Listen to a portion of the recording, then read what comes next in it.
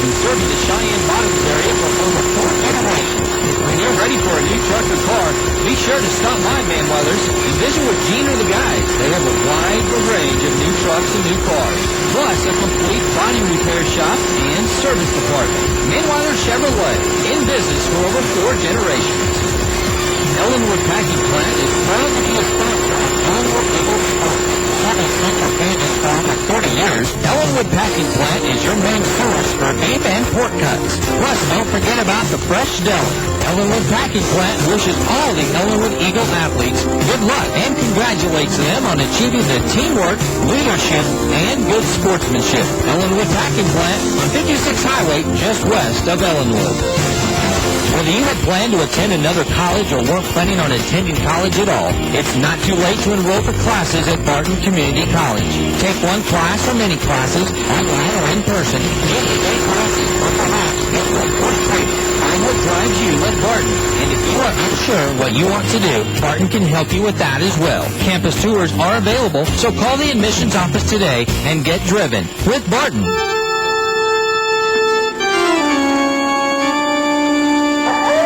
Ellenwood and Inman getting ready to take the field for their final preparation for the last game of the season. We were talking about Nick Espinosa, another one of the seniors on senior night, Wes. Nick Espinosa never played football before this year, and the coaches were just... Nobody's ever asked him to do not much, and now he has to go through the line and just goes out as hard as he can. Here's another senior, for him.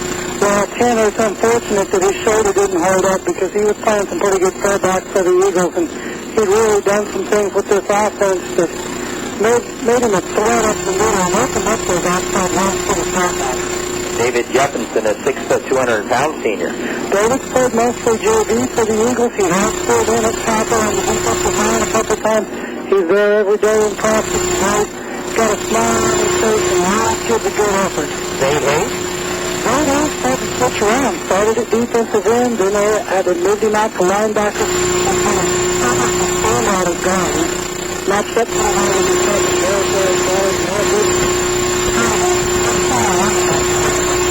That guy's going to be hard to replace. It's Jake Christian. Jake, there's really no replacement for Jake Christensen. He's kind of playing outside on center.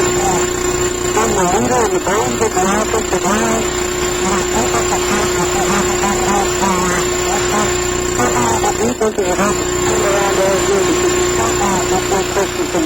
Last senior is Wesley. Wesley stopped for a lot of help problems last week, and he kept replacing Greg Murphy, that he got both sides from the line. So what I love about this, it's always going to be part of this team. In every way possible, he's been out there playing. Going fast, focus right, and a break up.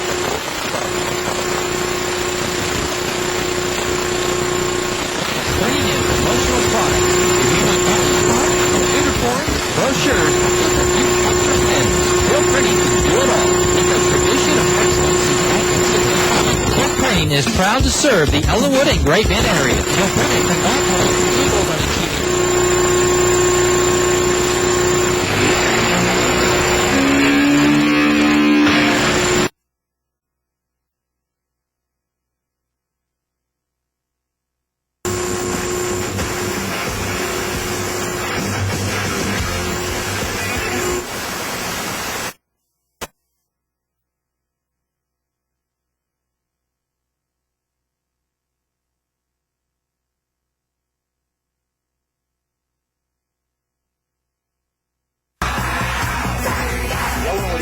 Won the toss in the last game of the regular season, the last game of the season.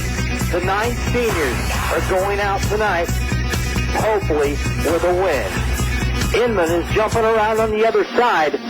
They feel that they can come in and knock off the Ellenwood Eagles. Wes, Ellenwood only has 2 wins, but this is a team that really all season long, and I really believe they can come out fired up, especially with the 9 seniors, and go out for the seniors. There's a lot of young kids on this football team that are taken a lot of leadership from these seniors, that have learned a lot of things from these seniors, and they're going to want to send them out the right way. What do you see tonight for the keys for the Ellenwood Eagles to come out on top? Well, I'm going to go right along with Coach Dole and say you have to make a big break early. Not just get a big break. You have to make a big break, put a little pressure on that other team, and see if they really want to play football for the rest of this night. It's going to start off with the offense for Inman, and their running back, Mr. Luke Ropp. He's a 6'1", nearly 200-pound senior. Last week he had 282 yards against El Saline in a losing effort. He's averaging 153 yards per game. He's ran for 1,227 yards this season. This is going to be the young man you have to stop. And Marcus Brown is lining up his Eagles, and they're all blue, trimmed in red and white. It's senior night.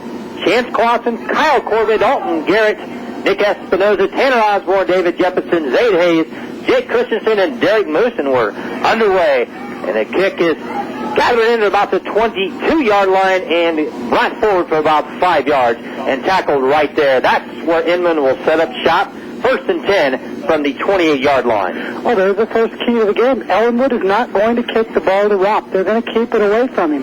Very fast, very athletic. He reminds you of all the best players that Ellenwood have played this year, whether you're talking about the quarterback from Sunrise Academy, whether you're talking about some of the kids from Plainville.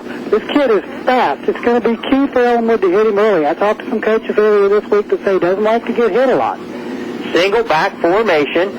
Justin Friesen is the quarterback, going in motion up top. You can rest assured when you see somebody in motion and brought back in the backfield for a loss of about 5-6 yards is the running back Rupp. When you see somebody in motion, more than likely that's where the play is going to go. What a huge loss on the first play from scrimmage. They don't disguise things. They let you know where they're headed to. They're not bashful about where they're going to take the football. They believe Ropp's just good enough to beat your best and get down the field even if you know where he's headed. If he does get loose, he has the speed that nobody will probably catch him from behind.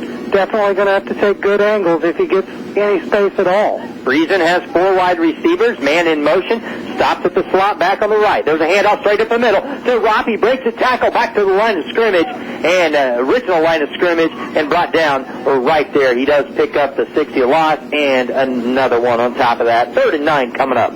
You don't see that very often. Inman got a really nice push and blew those Ellenwood tackles. Oh, great game by Ropp. You can see he'll run that ball in between the tackles. Not afraid to go behind the senior interior line of Foster, the center, and Grant, the right guard, at 210 and 230 respectively. Pistol formation. Friesen shows the pitch, and it is a pitch here to the right side, and getting loose around the corner, trying to get free is Ropp, and he gets across midfield, the 40, the 30. Can Patrick Ringen catch him at the 5? He will not. Touchdown on a 3rd and 7 play. No flags. It's a 69-yard touchdown scamper. A big play right there, and that's just exactly what we spoke about. You cannot let Ropp get to the outside and let him get free. That's what killed Ellenwood last week at lacrosse. They had him 3rd and long, just couldn't hold him in the cage.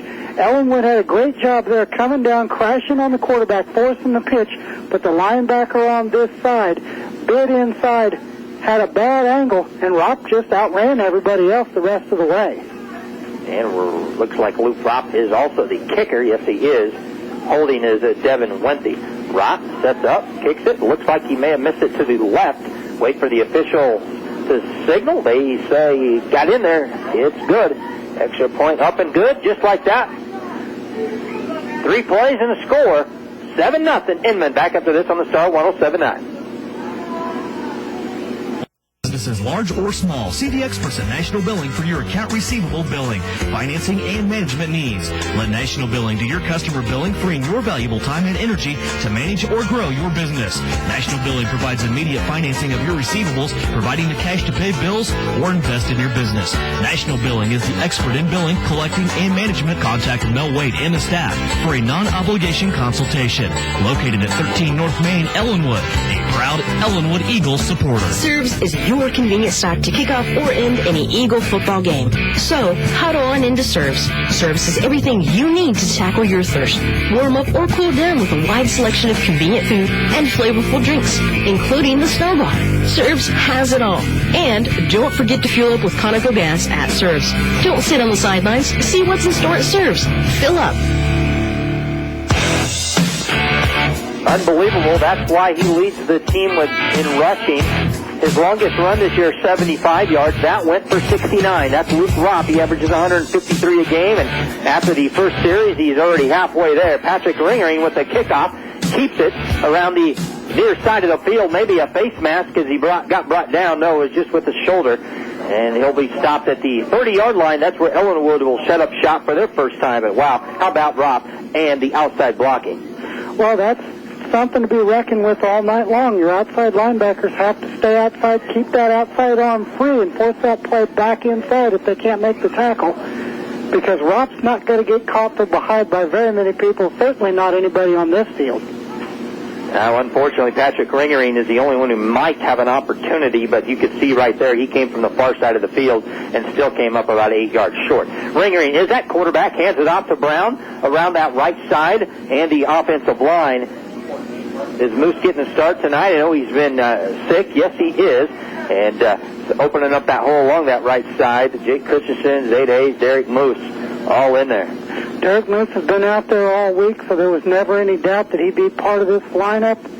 You're going to see an awful lot of Wildcat. It'll either be Patrick Ringering or, like this time, Marcus Brown lining up as the quarterback. 3 wide receivers, 2 of them up top, and a slot, and also a tight end. Brown has the ball in the Wildcat, fakes the handoff to Ringering. He'll keep it, and he keeps it around the far side, gets the first down, picks up 6 more yards. Nice play fake by Marcus Brown with the handoff and a big gain of about 13 yards. That's a two-headed monster for the Ellenwood Eagles at quarterback this week with Marcus Brown and Patrick Ringering. They can both do some good things on the ground. 2 completely different runners. The passing game is not going to be a real big part of it, but you're going to see, like I said, a two-headed monster running the ball from quarterback. 9.5 to play. We're in the opening quarter. The officials are calling a timeout, and I did not see a flag come in, but now Ellenwood's backing up. So a late flag, and even Coach Zola looks like he's asking, or is that Coach Matty out there? I'm not for sure what happened, but unfortunately it's on Ellenwood back to the original line of scrimmage, back them up 5 yards. Wow. Well, there wasn't a flag to be found on that field. Not unless it was on that far side, because you could not see a flag, and even the coaches are still out there, and Coach Matty is still out there talking to the official about the formation. That's what it is. Coach Matty's not backing down a little bit. He's calling a timeout. Told him to get off the field a couple times, and he's still out there. Now he's letting I think he's letting the white hat know. I think he's not happy with any of those guys with the stripes. Oh, he's going straight to the officials, and he's going to talk to them because he is not pleased with that call. Let's take a quick timeout. 9.5 to play, opening quarter, 7-0 Inman. Back up to this on the Star. Let the Marmies make it happen for you. 3 generations, 2 dealerships, 1 big selection. Whether you're looking for a car, a truck, a crossover, minivan, or SUV, we've got them. The choosing is easy. Come by and see us or visit us on the web at marmies.net. Check out our Ford, Lincoln, Mercury, and Chrysler Dodge Jeep inventories, and we'll put you in the vehicle that you want at the best prices in central and western Kansas. Marmies makes it happen with full value, big selection, and award-winning service. Come see us. Hi, I'm Gladys, and I want to tell you about a neat jewelry store in Great Bend at 1917 Lincoln. They have a huge selection of loose gemstones. They do awesome custom designs in both gold and silver, and they have expert gold and silver repairs. They carry watch batteries and bands, as well as a lovely selection of earrings, pendants, bracelets. Come in today and tell them Gladys sent you. Remember, family jewels and silver at 1917 Lincoln in beautiful downtown Great Bend, where we won't be undersold. Take that 13-yard run and first down run by Marcus Brown away. It's a 5-yard penalty, and Coach Matty had to come off the field, didn't even talk to his players. He talked to all the officials. It's all about the formation and the lineup. We'll touch base on that afterwards. Handoff, Ringering to Brown. Brown up the middle, picks up about 4 yards, brings up a 3rd and 9, but that's all it is. It's something about the formation on that far side of the field. The side judge over there threw the flag. That's why we couldn't see it, Wes. but I'm putting my money on Coach Matty that he knows what he's talking about. He's not a guy that shows a lot of emotion, so the fact that he was so fired up about that kind of tells me that he was probably right. But it's something they have to get fixed because they're going to use that formation all night.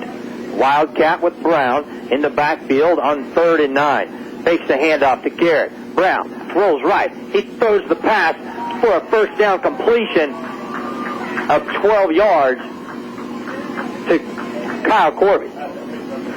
Marcus and Kyle are big-time buddies. They've run together their whole high school careers, and that's a great pass from Marcus Brown right there. First completion of the season. Got the offense moving. I didn't know how often Marcus would throw the ball tonight, just like with Kyle. The coaches have talked about footwork with Marcus all the time. Well, now that penalty does not hurt Ellenwood on their opening drive as they are able to convert the first down. 1st and 10 from the 44-yard line. It's still the Wildcat with Brown. Brown is caught, though, in the backfield. Everything is going to the far side of the field so far for Ellenwood.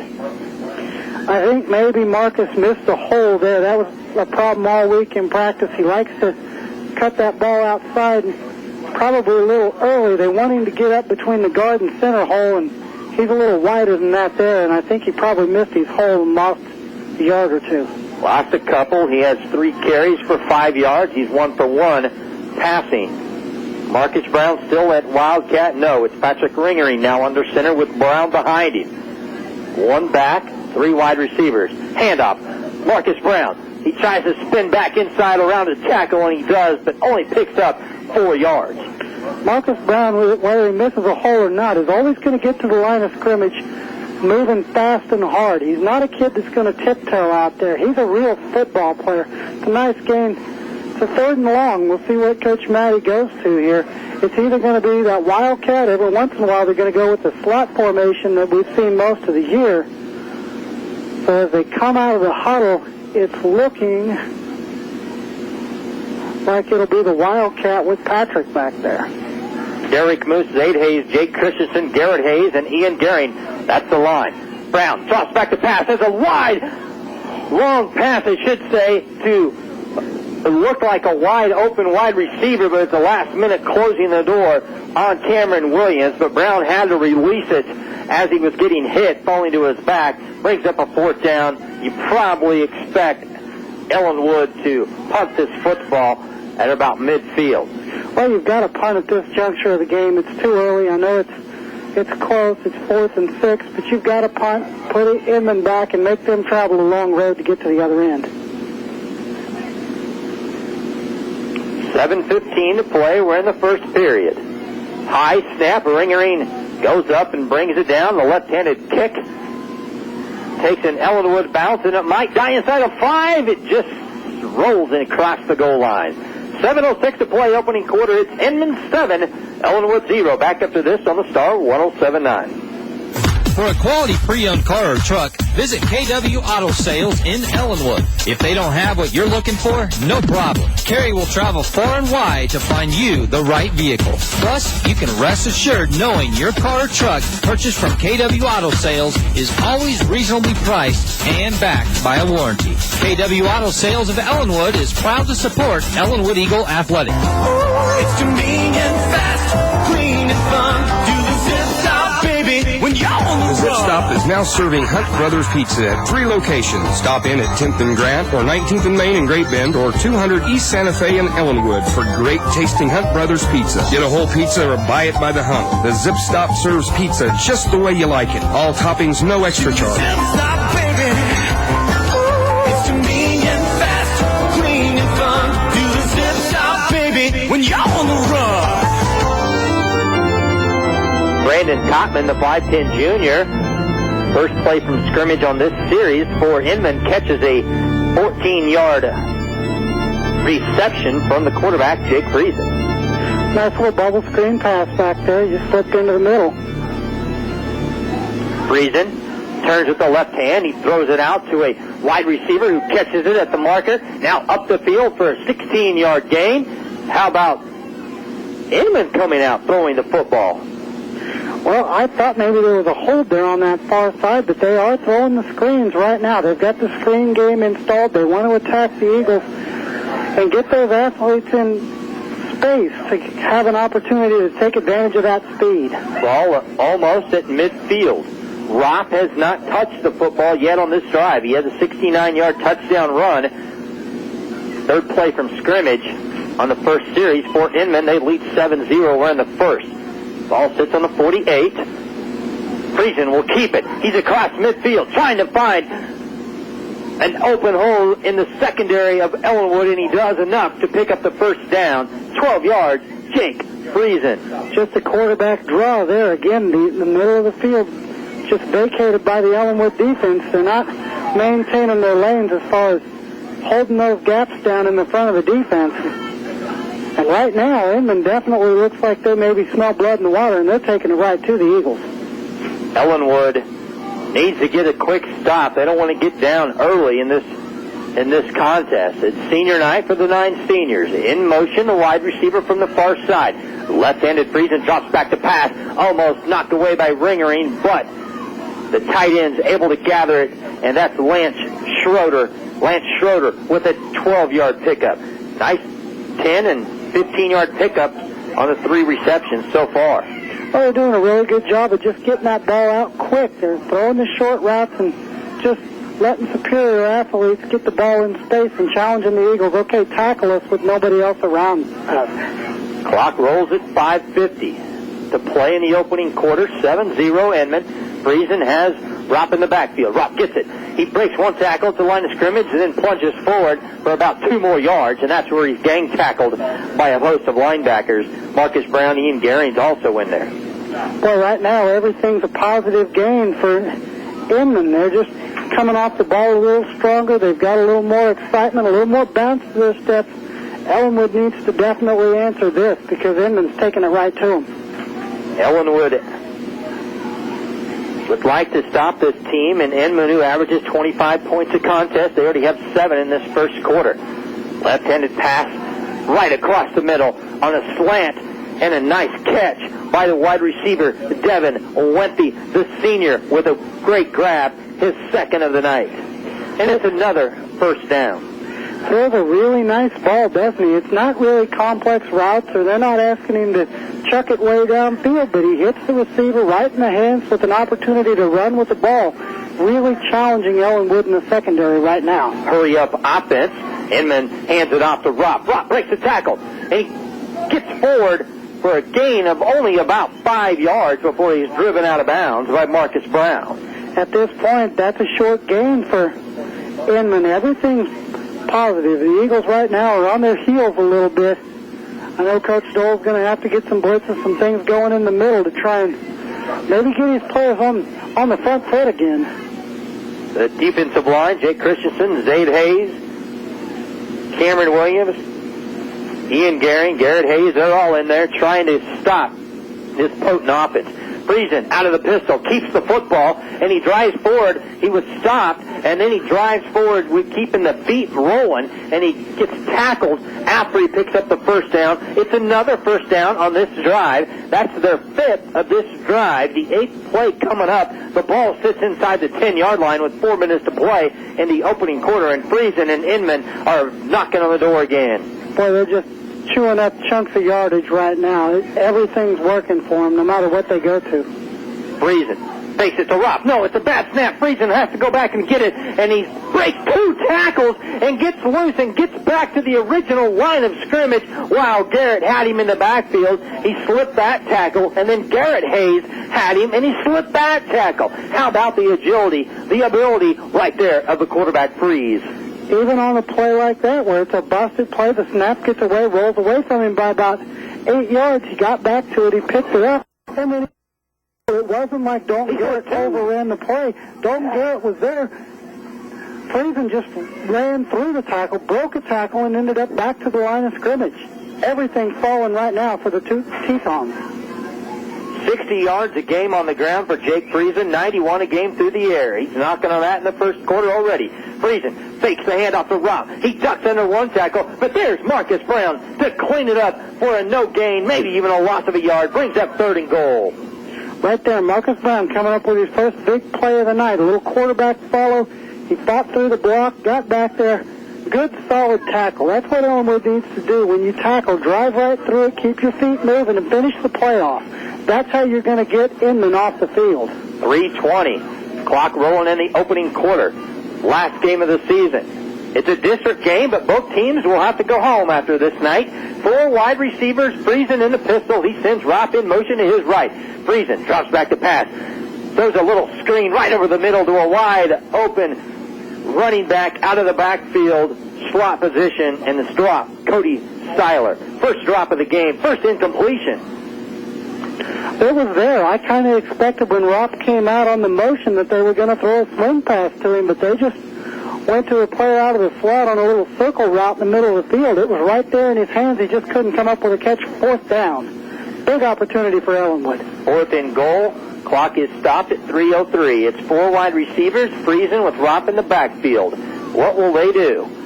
Friesen as a wide receiver coming from the top to this near side. There's a toss to Ropp. Ropp is hit in the backfield, and he throws the ball. He throws the ball as he's being sacked in that backfield, so it's an incomplete pass. Ellenwood gets the football on downs. Well, I guess that was maybe a halfback pass, but I think it was Zaid Hayes back there real quick and got on him, and now the referees are going to talk maybe about a grounding penalty because there were no Inman players in that vicinity, but he really had no chance to put any zip on that ball at all with a defender hanging around his waist. Ellenwood will definitely get the football. It's just whether they call an incomplete pass, a grounding, or was he in the ground, stopped right there, and Coach Stoll puts his arms up in the air, and nothing except the football for the Ellenwood Eagles. So they will call it an incomplete pass. Wow, that's kind of a shocker right there. 2:57 to play in this first quarter. Ellenwood starts this drive at their own 8-yard line. They have a long ways to go to knock this score up as the first quarter starts to wind. Ringering's going to keep the football, hit at the line of scrimmage, spins back to the middle to pick up just a yard. Quarterback ISO there with Patrick Ringering. Just a chance for him to show his athleticism. He's a pretty fine athlete in his own right. One thing all the Ellenwood kids have to work on this in the off-season, not so much straight ahead speed, but let's talk about lateral quickness, side to side. If you want to be a better athlete, you can't just be fast. You've got to be quick side to side, and that's something everybody on this Ellenwood club needs to improve. Ellenwood's going to try to get a first down. Up to the 20. The ball is at the, looks like the 16, maybe the 17. Ellenwood will have to hurry so they don't get a penalty as the back judge calls delay of game. We've seen him count now a couple times. Ellenwood, maybe it's the changing quarterbacks from time to time. I'm not sure why they would be so slow getting up there, but the back judge seems to be counting on almost every play when Ellenwood has the football. 7-0, first quarter. Inman leads Ellenwood on the Star 107.9. I'm Steve Owens. That's Wes Balin. Jared Basher, a producer engineer. Our last night of high school football on the air. Believe it or not, the season has gone by. 2nd and 13 for Ellenwood. Ringering hands it off to Brown. Brown looks for a hole on that far side of the field, and he picks up maybe 4. Marcus Brown just got a little bit of something there. He didn't have a whole lot of blocking in front of him. He just got his shoulders square to the line and bashed ahead there. Must have picked up about 6 from where they're saying 4. 5th carry for Marcus for just 13 yards. Well, they're down 3rd and 9. Ellenwood comes to the line here. Marcus is a guy that's going to play a lot of fullback from this situation, and it's not about how many yards. You're going to get a lot of carries as a fullback. Now he's going to get the carry, or at least get the ball as a Wildcat.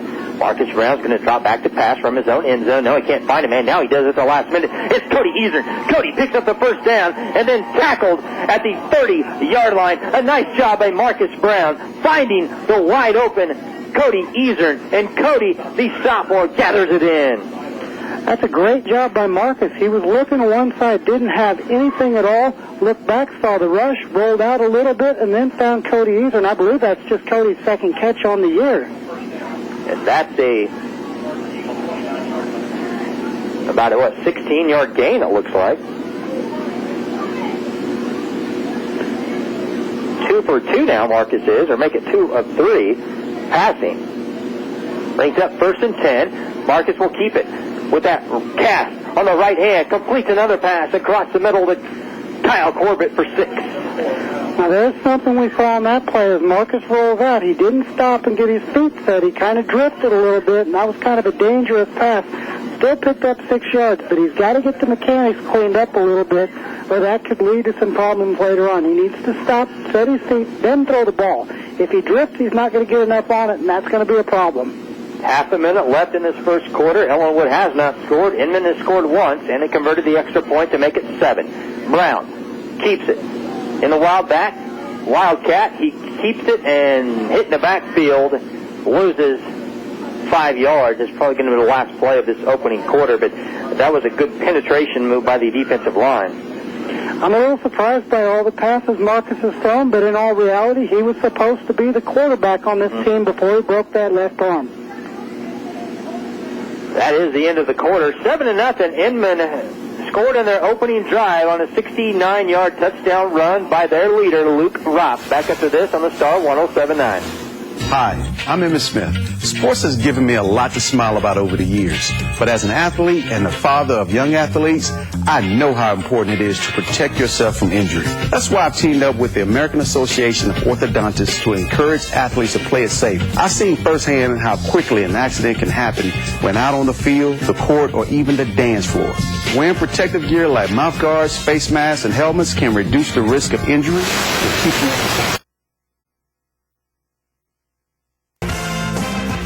Chevrolet Buick and Cadillac supports Ellenwood Eagle Athletics. When you're ready to make your next vehicle purchase, stop by Dove's for a test drive. See Rick, Marty, or Rob for details on all the latest cash incentives or low-interest financing.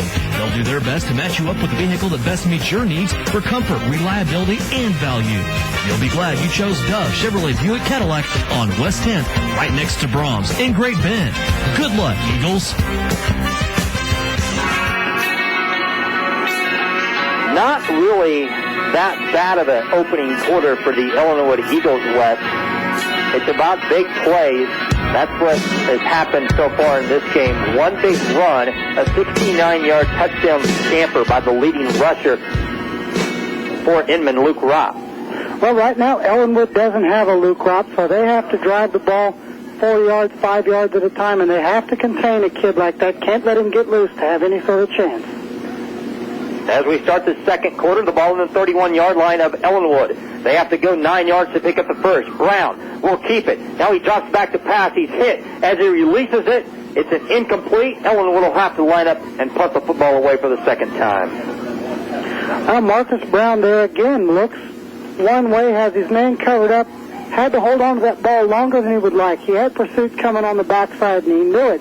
He was lucky to get that ball off. For a second, I thought he was going to get sacked in, and getting a pretty good rush right now.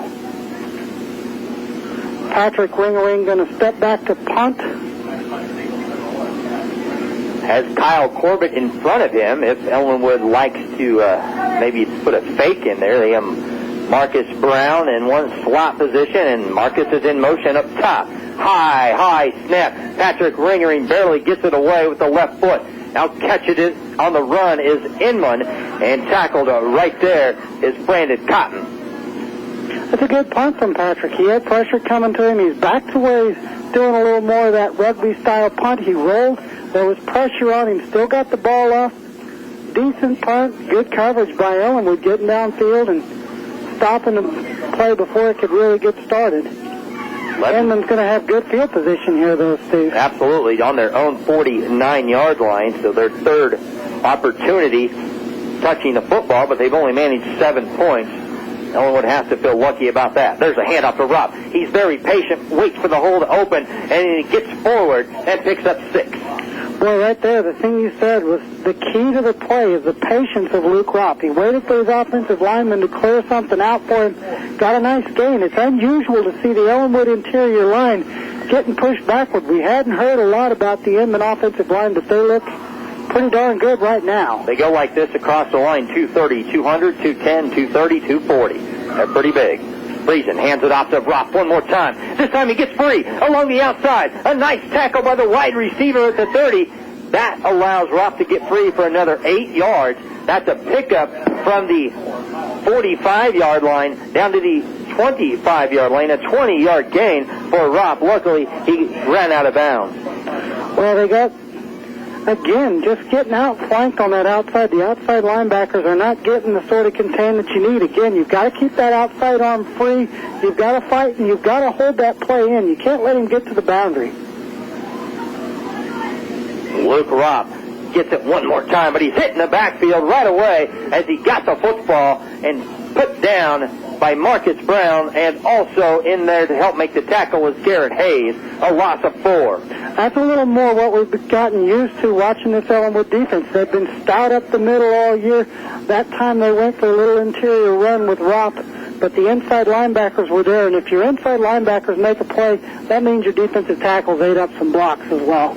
10.5 to play before the Barton Community College halftime show. Inman trying to get some more points. They have the ball at the Ellenwood 28. Friesen drops back to pass, has a wide open wide receiver, and he'll walk into the end zone for a 26-yard touchdown. Well, that's just a slant play there. They just, the little quick hitters, little 3-step drop, get back. Hold everything was. There's a penalty in the backfield. I'm sorry, I did not see that penalty. We have not seen penalties go down on the field all night, but we keep having penalties. Wave off the touchdown because it was a false start or an illegal motion. Now the Inman coach is asking the same thing that Coach Matty was doing. What do you mean? Bad formation.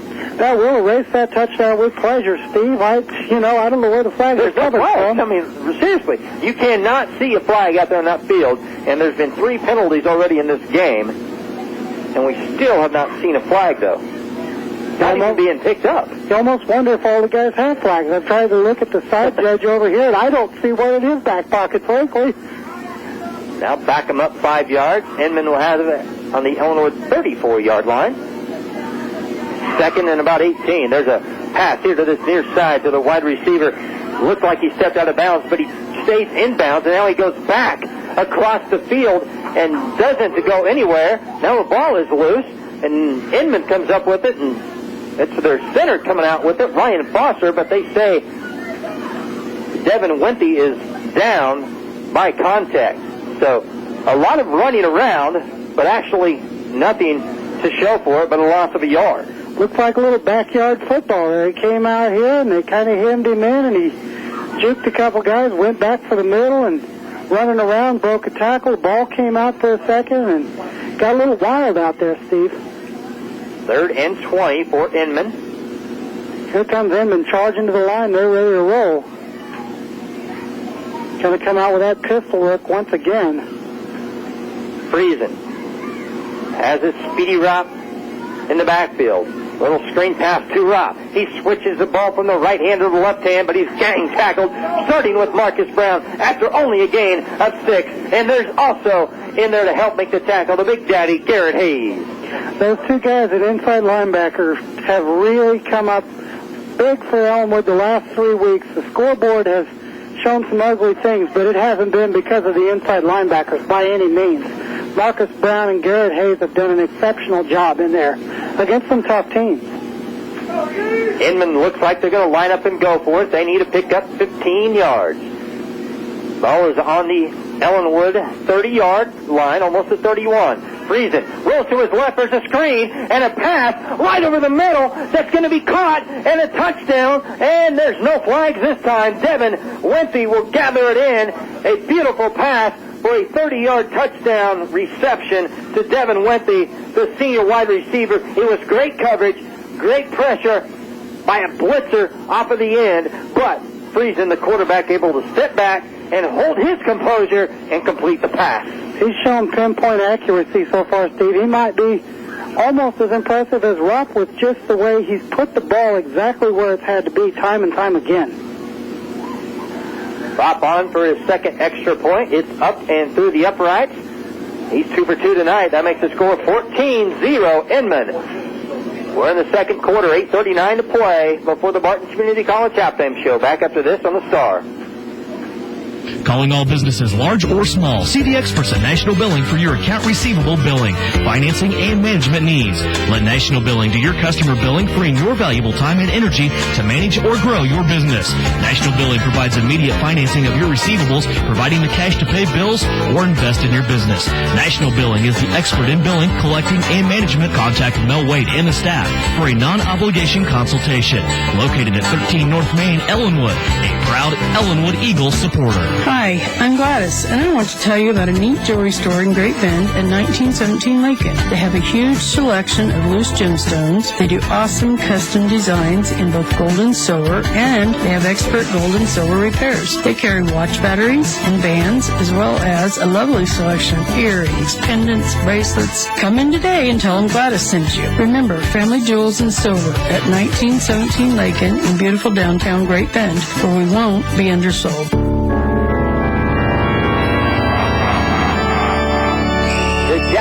Jack-o'-lanterns of the Inman Tetons are trying to spook the Ellenwood Eagles so far tonight, and they've done a great job. And Ellenwood struggles in the back of their own territory with Patrick Ringering and Cameron Williams colliding, but Ringering able to get free from his own goal line all the way up to the 25-yard line on the kickoff return.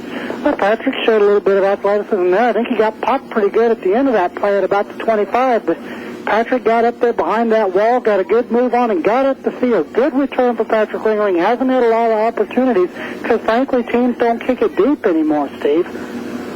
Inman is deciding to do that here this evening. So far, they've scored on 2 of their 3 possessions. They were inside the 10-yard line when they turned it over on downs. In the backfield, Marcus Brown with Ringering in motion. Ringering with that option. Now the double pass to Kyle Corbett, or the double reverse to Kyle Corbett. He stands up after he gets hit. He's trying to get the ball down the field to Ringering, and it's the other number 1 in the orange and black that almost comes up with it. That was a wild play. That was definitely one of those trick-or-treat plays, and it wasn't a treat. It was a trick play called by the Ellenwood Eagles. Well, that's definitely the new one in the bag this week for Ellenwood. Kyle, by all rights, probably should have never got that ball off. He should have been sacked, but he kept playing. That's what a senior will do on senior night. He should have been sacked. He kept his feet. He got the ball off. You know, it could have been an easy 5, 6, 7-yard loss, but Kyle kept fighting. It'll be 2nd and 10. Probably won't see that again either, Steve. Probably not with 8:14 to play before halftime. Ringering gets it to Brown. Brown breaks free across the first down marker and brought down at the 38. A nice 14-yard run from Marcus Brown behind the big center, Jake Christensen, and Zade Hayes and Garrett Hayes right in the middle. Hey, that's going to be the bread and butter. That should be your bread and butter when you've got Garrett and Zade Hayes and Jake Christensen up the middle. Let's see some material running with a big fullback like Marcus Brown. Nice game there. Marcus Brown showing his athletic ability right there on that play. Ringering gets down low and barks off the count. He's going to do the same play, but Brown is tripped up and picks up only 3. Positive gain, though. Well, that's something about Marcus Brown right there. He's falling forward just like the Inman runners you're seeing. He doesn't quit on a play, keeps his legs going, and gets something positive out of just about everything. What an addition Marcus Brown has been for this team late in the year. Even though things haven't gone so well, think of how they could have been without number 14 out there for the Blue. 2nd and 6 for Ellenwood. Trying to get another first down. Hey, there's a flag, 2 flags that we can see. This will probably be a false start. There's a flag up top also. See, if the officials are all on the same page. I believe they are, and I believe we are with them. False start on Ellenwood. That's 3 penalties for 15 yards early. Ellenwood has not had early penalty trouble this year too much, and, you know, that's kind of a killer right there. You get a positive gain on first down, and then you lose that gain plus a few and set up a 2nd and 12 all of a sudden. Coming up on the Barton Community College halftime show, Wes, we're going to hopefully have a chance to visit with some of the cross-country runners that will be participating at the state cross-country meet on Saturday. Looks like I can see Pedro right there. He told me he'd be here. Kyle Blakesley should as well. Ringering Hands it off to Brown, but Brown may have lost the football, but he's able to jump back on it, I do believe. The officials will stop the clock, and no, he did not. He did not. Not much enthusiasm right there by the Ellenwood Eagles. Ringering knew he dropped it, but he couldn't get back onto the pile, and not a one Ellenwood Eagle knew the ball was either loose or just didn't jump on it. Turnover, first one of the game. Marcus Brown could not get the handoff from Ringering. Well, turnovers are the killer in any football game. When you're down 14-0 and you give the ball away, you're probably not going to get it back until they put some more points up. Friesen fakes the handoff, and he keeps it, loses a couple of yards, but then he scoots right underneath everybody before he goes down and gets back up to the line of scrimmage. Timeout, Inman, let's take it. 6:52 left before the Barton Community College halftime show. 14 for Inman, 0 for Ellenwood. Back after this on the Star. Dole Insurance Group of Ellenwood would like to wish all the Ellenwood athletes good luck all season. For all your insurance needs, stop by Dole Insurance Group, located on East Santa Fe, and visit with Richard. Dole Insurance Group, proud to support Ellenwood Eagles sports. The Ellenwood Booster Club would like to wish all the Eagle athletic teams good luck this season. Support the Eagles and join the Ellenwood Booster Club by contacting a Booster Committee member. The Ellenwood Booster Club, a proud supporter of Eagle sports. Ellenwood Packing Plant is proud to be a sponsor of Ellenwood Eagles sports. Serving Central Kansas for over 30 years, Ellenwood Packing Plant is your main source for beef and pork cuts. Plus, don't forget about the fresh deli. Ellenwood Packing Plant wishes all the Ellenwood Eagle athletes good luck and congratulates them on achieving the teamwork, leadership, and good sportsmanship. Ellenwood Packing Plant on 56 Highway, just west of Ellenwood.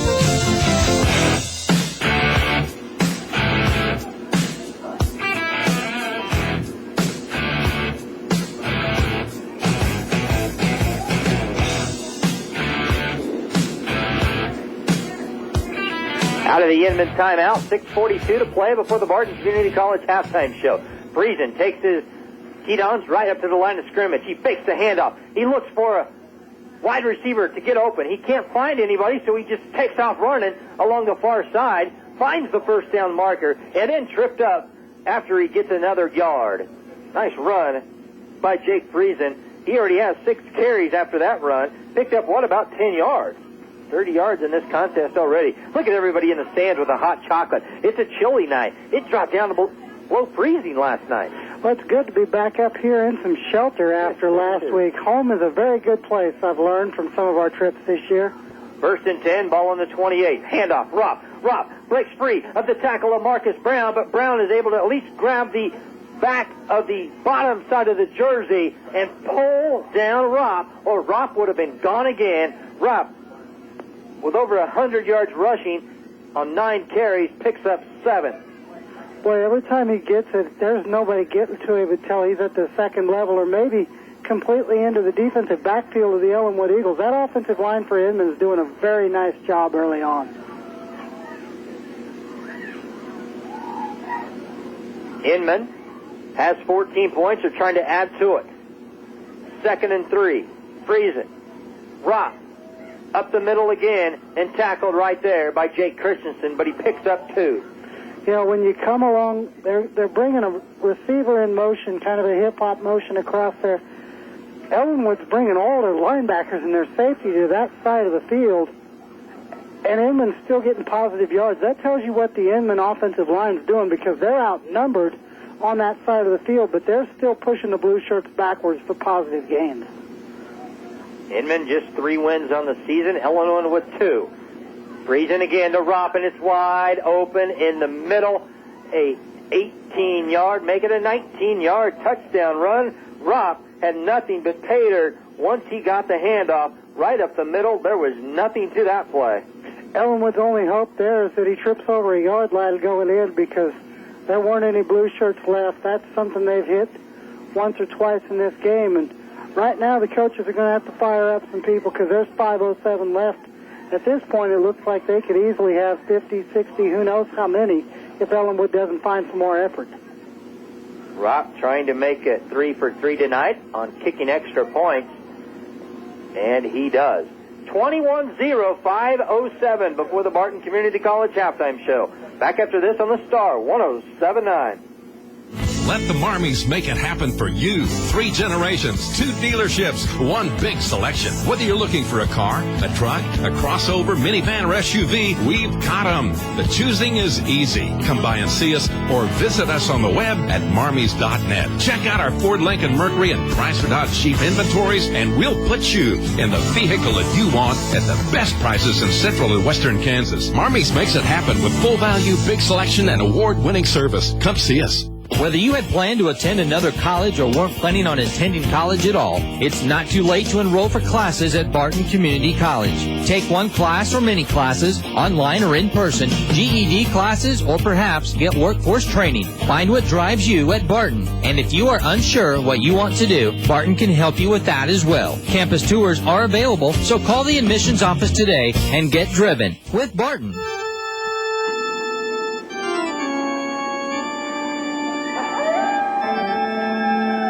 One-man show continues for the Inman Tetons. I believe that's the correct pronunciation. 21-0. Ruff is putting on a show. Nice kick all the way back to the goal line again almost. Is Patrick Ringering. He fakes the end around to Williams. Now he breaks 2 tackles and is leveling one of the upbacks for Inman. How about that play, though, that was Jake Christensen who flat leveled somebody. Well, Ellenwood's doing a good job setting up that wall. That hasn't been something they've had much opportunity to do this year, but, they're faking the ball back there, and then Patrick comes steaming around. They've got a nice wall set up for him, and he gets a 34-yard return. Something positive. I mean, it's been a house of horrors out there for most of the night. Maybe that kickoff return's something to build on here. 34-yard line of Ellenwood. Ringering drops back to pass. It's his first completion to Kyle Corbett. Kyle tries to break a tackle at the line of scrimmage, but Ropp is there to bring him down for just a gain of maybe 1. Well, it's a little wide receiver screen. Patrick that was a little bit of a hop-back ball out there. That wasn't a real sharp pass. Kyle didn't have much opportunity to get the yard that he got. But it's a completion, and it's a yard, 2nd and 9. First completion, first attempt for Ringering. Clock rolls at 4:26 before half. 21-0. Ellenwood trails. Ringering. No, it's Marcus Brown at quarterback. Marcus going to have to get rid of it. He does at the last minute. It may be intercepted. Nope. Coming up with it is Kyle Corbett fighting with the defensive back. It was Kyle Corbett who wins it away from Isaac Sisson. Kyle also picks up the first down. A nice completion by Marcus Brown, who's now 3 of 5 for the evening. Boy, Marcus doesn't show any fear. He knows the pass rush is coming to get him. He knows he's going to take a lick, but he threw that ball out there. And in Kyle's credit, Kyle fought for his quarterback there, because if Kyle gives up on that ball, it's intercepted, taken right away from him. But Kyle wouldn't let that happen. First down, Eagles at the 45. What I see with Kyle Corbett as a wide receiver, it's somebody who if he wants to play college football, showing all of the college scouts. I'm talking about Kyle, and he takes off before the play happened. 5-yard penalty on Kyle Corbett and the Eagles. But Kyle is showing the ability that he has to play all different positions.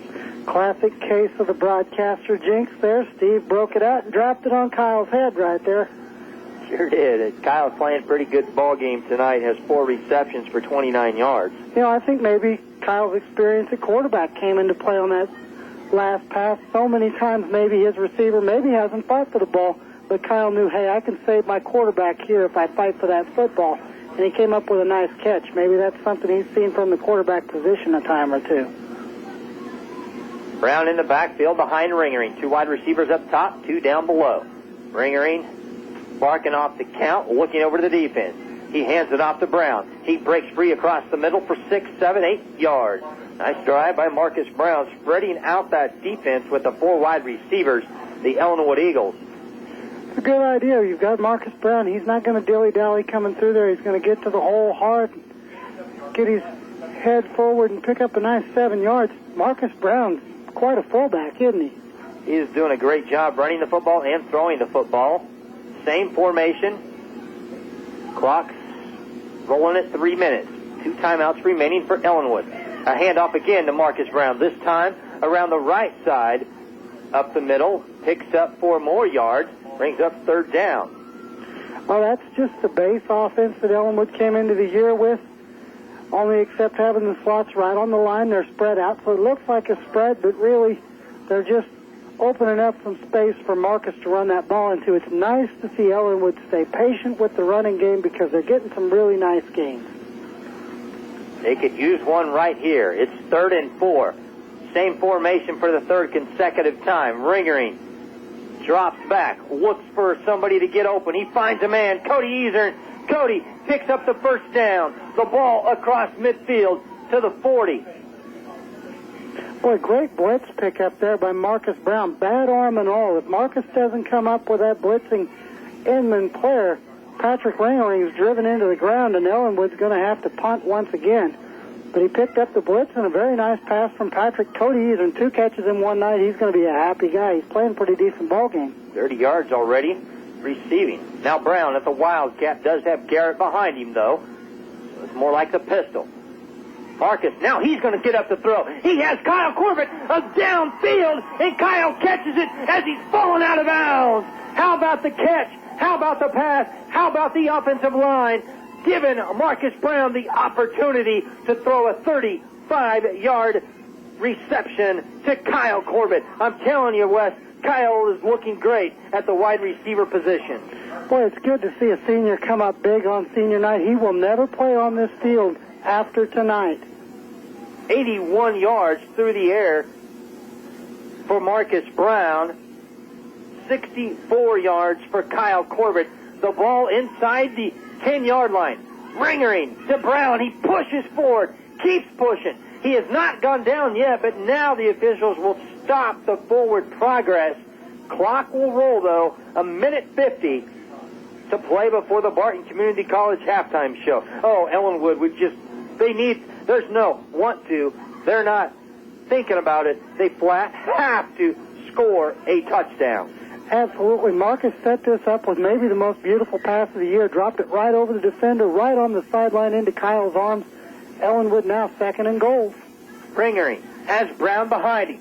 He hands it. No, he picks it up. Ringering will keep it. He dodges one tackle, skips back to the interior on the inside, dives to the goal line, and Patrick Ringering is in. Ringering, touchdown. Ellenwood, Eagles, touchdown. That's the play. They ran the same play 2 times in a row. The first time he gave the ball to Marcus on the option. That time, Patrick Ringering held on to it like Kyle's done for most of his 8 rushing touchdowns. He held on to the ball, scampered right around the end, touchdown. Eagles 6 on the board. Let's see if they can add the 2-point conversion because they're not going to be kicking it tonight, Steve. No, we haven't seen him really kick all night long. Not going to start now. Marcus Brown will show like that Wildcat formation, but he has Garrett behind him and the 4 wide receivers. Marcus Brown rolls to his left and fires it into the end zone, but it's knocked away.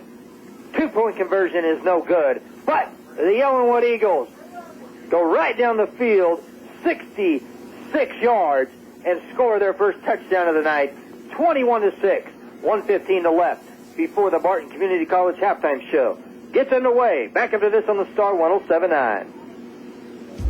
Manweiler Chevrolet of Boise has been serving the Cheyenne Bottoms area for over 4 generations. When you're ready for a new truck or car, be sure to stop by Manweiler's and visit with Gene or the guys. They have a wide range of new trucks and new cars, plus a complete body repair shop and service department. Manweiler Chevrolet, in business for over 4 generations. Teal Printing offers a complete line of printing and promotional products. If you need business forms, computer forms, brochures, or just a few cups or pens, Teal Printing can do it all. With a tradition of excellence since 1967, Teal Printing is proud to serve the Ellenwood and Great Bend area. Teal Printing congratulates the Eagles on achieving teamwork, leadership, and good sportsmanship. For a quality pre-owned car or truck, visit KW Auto Sales in Ellenwood. If they don't have what you're looking for, no problem. Kerry will travel far and wide to find you the right vehicle. Plus, you can rest assured knowing your car or truck purchased from KW Auto Sales is always reasonably priced and backed by a warranty. KW Auto Sales of Ellenwood is proud to support Ellenwood Eagle Athletics. It's convenient, fast, clean, and fun. Do the zip stop, baby, baby, when you're on the The Zip run. Stop is now serving Hunt Brothers Pizza at 3 locations. Stop in at 10th and Grant or 19th and Main in Great Bend or 200 East Santa Fe in Ellenwood for great tasting Hunt Brothers Pizza. Get a whole pizza or buy it by the hunk. The Zip Stop serves pizza just the way you like it. All toppings, no extra charge. Zip Stop, baby. Ooh, it's convenient, fast, clean, and fun. Do the Zip Stop, baby, when you're on the run. After the score of 4 yards by Patrick Ringering, the run, the kickoff is just down the middle of the field, and Inman will have 2 timeouts remaining, 1 minute and 9 left on the clock. Let's see if Inman will just be satisfied going into the halftime, 21-6, or are they going to try to put some more points on the board? They are. Going to come out firing the football. They're going to start at their own 36, incomplete pass. Well, he went with a wide receiver screen there, and that's the first time he's been a little bit inaccurate with that ball. Just too far out in front of his receiver, 2nd and 10. Ellenwood got a chance to build on this thing. Just holding them to no points is something right here, but if you could get the ball back on some sort of a turnover, wow. And if you're Ellenwood, you actually, with a couple of timeouts remaining, get a big stop right here, maybe use one of those timeouts. But Rupp gets the handoff, and he bumps into the official, who helps maybe make the tackle after a 5-yard, 6-yard gain up to the 42-yard line. That's something I wondered if Inman might do, because so often they go with that motion, they follow the play, but that time they actually countered backside, and that's a really nice gain. Ellenwood didn't have anybody left on that side of the field. Remember, Rupp scored on the 19. Find your magic at Macy's Holiday Home Sale with Rupp scored on the 19-yard touchdown run. Now here's a pass to a wide-open wide receiver out in the open, and it's going to be another touchdown. Just like that, they score very quickly, 54 yards. A 54-yard touchdown pass out of nowhere. That barely took 30 seconds off the clock. Well, the big play has been the bane of the Eagles now for a couple weeks. Just not chunks of yardage, just absolute gashes. Just when you think you're back in the game, Friesen does this again with a touchdown pass of 54 yards. That one went to Devin Wenthy one more time. That's his 2nd of the night. And the kick is up and good, the 4-4-4. Take a quick timeout, 28-6. Back after this on the Star. I'm Emmitt Smith. Sports has given me a lot to smile about over the years. But as an athlete and the father of young athletes, I know how important it is to protect yourself from injury. That's why I've teamed up with the American Association of Orthodontists to encourage athletes to play it safe. I've seen firsthand how quickly an accident can happen when out on the field, the court, or even the dance floor. Wearing protective gear like mouth guards, face masks, and helmets can reduce the risk of injury and keep you in the game. Visit braces.org. Don't blink, because Inman just scored in 30 seconds on 3 plays. 54-yard touchdown pass to Wenthy, his 2nd of the night. You know, and they haven't really thrown the ball downfield. It's been a lot of wide lateral stuff, receiver screens, and, you know, hey, their guys are just a little bit faster than the Eagles right now. 28-6 now, Inman leads. So they were not going to run the clock to go into halftime leading 21-6. They weren't going to call a timeout. They just came right out and took it right at. And that's an onside kick. Yes, and Inman got very lucky that, or I should say Ellenwood got very lucky that Jay Christensen had bounced off of him and he fell on it. Because if Inman would have had some other jerseys or some other players around there, they could have had a turnover. Boy, that's one where I had to double take to see if I was really seeing what was going on. That's a strange call, but by golly, it almost worked for Inman there. Jake Christensen maybe saved another possession for the Eagles. So starting inside the 50 on the 45, Inman with 2 timeouts remaining, 28 seconds before half. Marcus Brown will be a quarterback trying to get some more points on the board for his Eagles. With a jersey grabbing Brown, pulling him down, Cody Eazern able to gather it in for an 8-yard gain that stops the clock because of the timeout by Ellenwood. The curious thing about that onside kick, why would you want to give the Eagles such good field position after they've, frankly struggled to get it together, and then they finally score, and then you give them the short field to work with? That's a head-scratcher, Steve. You wonder if Inman was even thinking about doing that. Maybe squib kick, but with 18 seconds remaining, I believe there is one timeout on the board for Ellenwood. I've seen those squib kicks go awry, so it could very well have been that, but it definitely looked like an onside. Got that nice bounce, and then the very high bounce, just like you'd won, and Jake Christensen, that thing pretty well ate him up. Could we see a trick play again prior to half? Ellenwood would love to get some more points on the board because they get the football to start the second half. They do trail, though, 28-6. They built a little momentum after that huge 64-yard drive, but Inman came back on a 3-play drive. They have had a halfback pass in for quite some time that we haven't seen since Tanner Osborne was playing fullback, but that's really the only other trick play that they've got in the bag for tonight. Kyle Corbett, Cody Giesner to down low. Patrick Ringering and Cameron Williams are up top. Dalton Garrett's in the backfield behind the pistol formation of their quarterback, Marcus Brown. Brown with a snap. Garrett sets up the block. Brown will take off running, but he's sacked in the backfield. The third and final timeout called right here. It's a loss on the sack of 3 yards. Well, Marcus Brown rolled out, but he did feel the pressure, tried to slip back inside. Just couldn't get away. Inman kind of sniffed that thing out, and the blocking, that's something Ellenwood struggled with all year, where when you're rolling out, your line needs to go roll that way and then protect the inside shoulder, and for some reason Ellenwood has not gotten that concept down all year long. It's been a struggle. You step the direction your quarterback's rolling, you've got to protect your back shoulder. You got to protect the guy next to you, and for some reason Ellenwood's just not gotten that done this year, and coaches have talked about it. They've explained it and described it and taught it in about as many ways as you can imagine, Steve. It's just not something that these kids have caught on to for some reason. Goodland all over TMP at halftime, 26-0. Holcomb 34, Larnard 0 at half. And the game of interest, Ellsworth and Hoisington at halftime. Hoisington 6, Ellsworth 8. Plainville lacrosse, that is tomorrow night. So that game is actually tomorrow night. That's a huge game for Plainville. If a guy had enough gas in the car, he might want to get out there way out in western Kansas and check that one out. I'm going to stay back, listen to it on the radio, and enjoy some 5A football tomorrow. Marcus Brown, maybe the last play before half. It's incomplete, though. Too tall for the 6'2" Cameron Williams. Marcus Brown giving credit to his offensive line, allowing him the time to find an open receiver. Cameron had a couple of orange and white jerseys surrounding him, but the 6'2" frame, he tried to jump up with one hand and pull it out of the air. He could not do it. There's 7 seconds left before half, Wes. You can throw everything in the kitchen sink and all of the candy at Inman right now because it's 4th down. You might as well do it, Steve.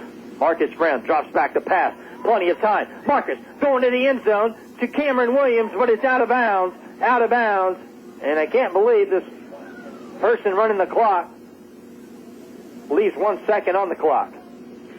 Well, sometimes that'll happen even when you're at home, but, you still don't lose anything in the whole bargain. No. It's just 1 second.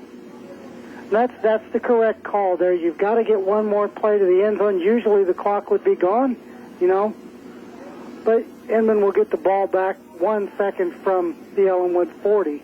And looks like victory. Exactly. I'll be very surprised if they line up and try to do anything crazy. And up 28-6. The Barton Community College halftime show is here. Barton Community College.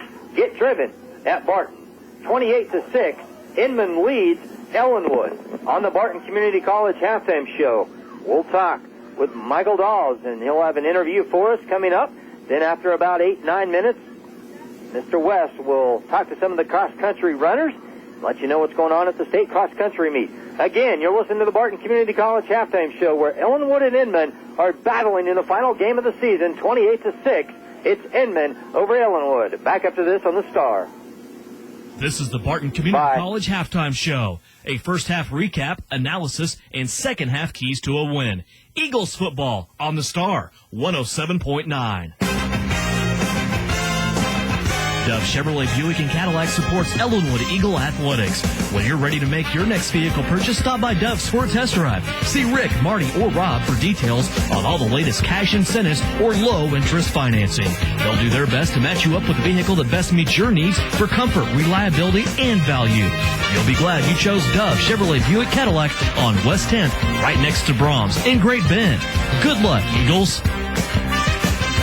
Hi, I'm Gladys, and I want to tell you about a neat jewelry store in Great Bend at 1917 Lincoln. They have a huge selection of loose gemstones. They do awesome custom designs in both gold and silver, and they have expert gold and silver repairs. They carry watch batteries and bands, as well as a lovely selection of earrings, pendants, bracelets. Come in today and tell them Gladys sent you. Remember, family jewels and silver at 1917 Lincoln in beautiful downtown Great Bend, where we won't be undersold. This is Michael Dawes, Director of Public Relations at Barton Community College. Today we're talking with Erin Renard. She's our new theater instructor at Barton. And Erin pitched in last year as associate faculty, and she served as the stage director and choreographer for Barton's musical Beauty and the Beast last March. So got quite an extensive background in theater, and I'm just going to read this so we can cut to the chase and get caught up with where we are now. So this is from a news release that we sent out a year ago. It says, originally from New Jersey, Renard studied theater and dance as a youth and later attended William Patterson University, majoring in theater with a minor in dance. Her theater experiences include acting, directing, and choreography at New York University, McCarter Theater at Princeton University, William Patterson University, Wichita Community Theater, Russell Community Theater, and Fort Hays State University Theater. Recently performed the direct monologues in Hayes Community Theater's production of Jane Martin's Talking With. And Renard is an original member, actor, and writer of educational improvisation company Good Clean Fun, performing original shows on the East Coast, both live and for cable television. She has performed on local television in Next Tech commercials, in a TV episode of Weird Science, and in Ang Lee's feature films Ride with the Devil. Wow, quite an extensive list. I know there's been some more in that year since this was written, so why don't you update us on more? Well, I think what I've done then is, since then, I've directed some shows at Fort Hays State University, helped put together some student productions, some original work, student productions, all student written. That was very exciting. And then in the summer, I direct musical theater for Russell Arts Council, and I do that with my musical director, Alex Underwood, who is the choir director at Russell High School. So I'm busy year-round. Okay, and we might mention too, you do live in Russell with your husband, 3 children as well. So that connection, that is one economic community as we think about Barton and how many people benefit from this college and how we benefit from the outlying community as well. Erin, your current production as theater instructor at Barton is Mass Appeal, which will be November 19th and 20th. I understand it's taking place in the Dorothy Moses Morrison Chapel. Can you tell us about that production? Sure. It's a 2-actor production. I chose a small cast because I didn't really know how many we could get to come out for auditions. But it's a very moving piece. It's about 2 priests. We have an older priest that is well established in his community and his congregation, very comfortable in his position, well liked, and likes to keep it that way. We have a young seminarian coming into the picture with a lot of new ideas about religion and about his own style of sermon, and these don't exactly mesh with Father Farley's ideas. So, we have this dynamic between generations, And we also have, a really nice relationship that we can see forming.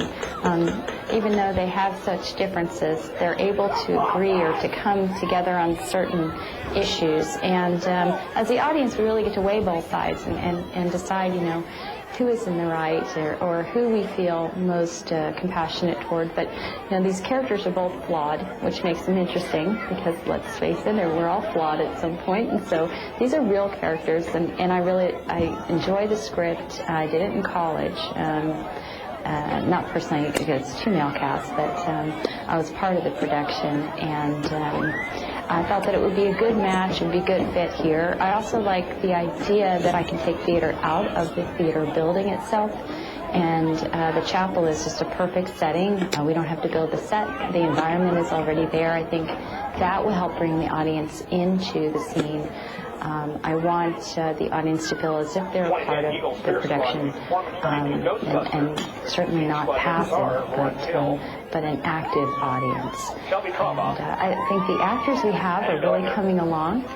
We have fairly new actors. I have one freshman actor, and he is taking Acting 1 right now, so this is really a challenge for him, and he is working very hard. And we also have a faculty member that is participating, so very excited about that. Is there a price for production, or what are we looking at? Yeah, $5 to the general public, but all students are free, and that includes high school and college students. I would say that there is some material that may not be appropriate for maybe younger than high school. So they, if anyone has concerns, they can sure contact me about that. The cost is $5 to everyone else, but you do need to have a ticket because...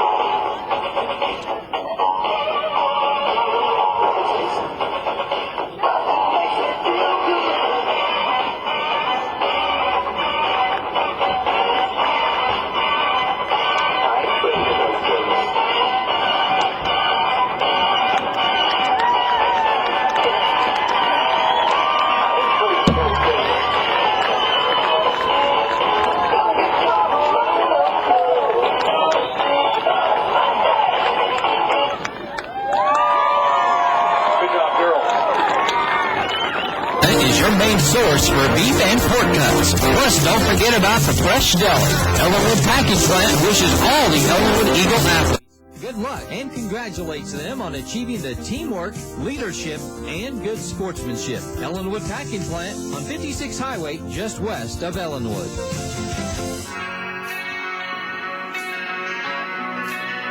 West Salem back on senior night. We'll get to a senior here in a second, but right now we've got Kyle Blakesley from the cross-country team, the state-bound boys cross-country team. Yep. Congratulations, yep. Kyle.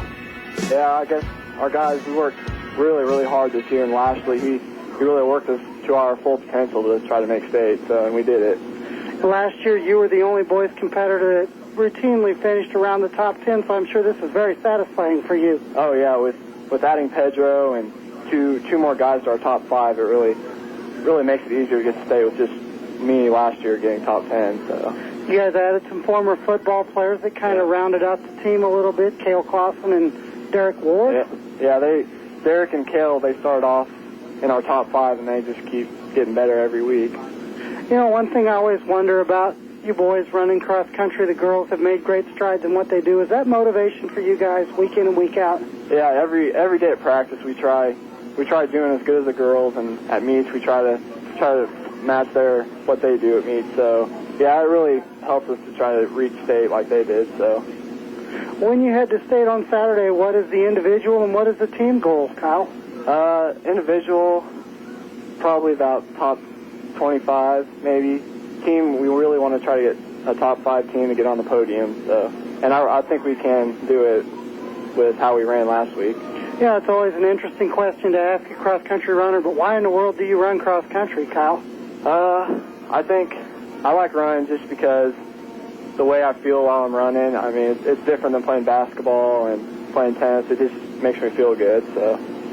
That's Ellenwood sophomore Kyle Blakesley. Congratulations, Kyle. Good luck at state. Now we're going to talk to the frosh phenom of Ellenwood, Pedro Montoya.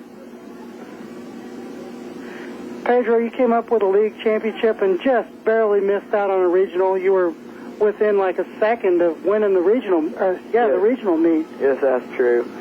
I worked really hard. That's not my best time, but right there I was going for place. I was going for a goal to beat the guy that beat me last week, which I accomplished that goal. That's pretty good. I felt proud. Do you feel nervous as a freshman? I mean, this is the first time you're running varsity cross country, and here you are on the biggest stage of the year. I feel really nervous. Like one meet, I was like the smallest one there, and they started out fast, and I was behind them. I had to make my way through in the beginning, and then when I go and at the end, like face to face with someone, they're an upperclassman and they have a pretty good kick, and that's what I need to work on, or getting ahead earlier. You've kind of had to change a little bit how you run when you got into high school. I know you said you used to come out and just try and beat everybody, and Coach Lashley kind of tweaked that a little bit for you. Yeah, he got mad with the way I ran a little because I used to like stomp and make noise, and you could hear me coming from a long distance away. Now, when we talk to you, what's your individual goal for the state meet on Saturday now? My individual goal is my goal is to try to win it, but there's going to be lots of competition, so it's going to be a tough goal to accomplish. You're just a freshman, and I've asked you a couple times on the year, you know, who's the leader on the boys' team? Who do you see as the leader of the boys' team? Well, in the boys' team, we're all a leader. We all tip in and give some ideas, and we all work together as a team, so I have a feeling like we're all a leader. We all agree to the strategies. I'm sure you're proud with your sister going to state now. Your sister's been 2 years in a row. Yes, that's true. I'm proud of her. You guys, growing up, did you run any together? Is this something maybe you've just started? Or? Well, in where I came from, L.A., I didn't run. I didn't do any sports there. I just walked a lot. I see you running all the time. I know why you're at state, because you work hard every day, all the time. So congratulations on making the state meet. It's good to talk to you, Pedro. Thank you. I really appreciate it.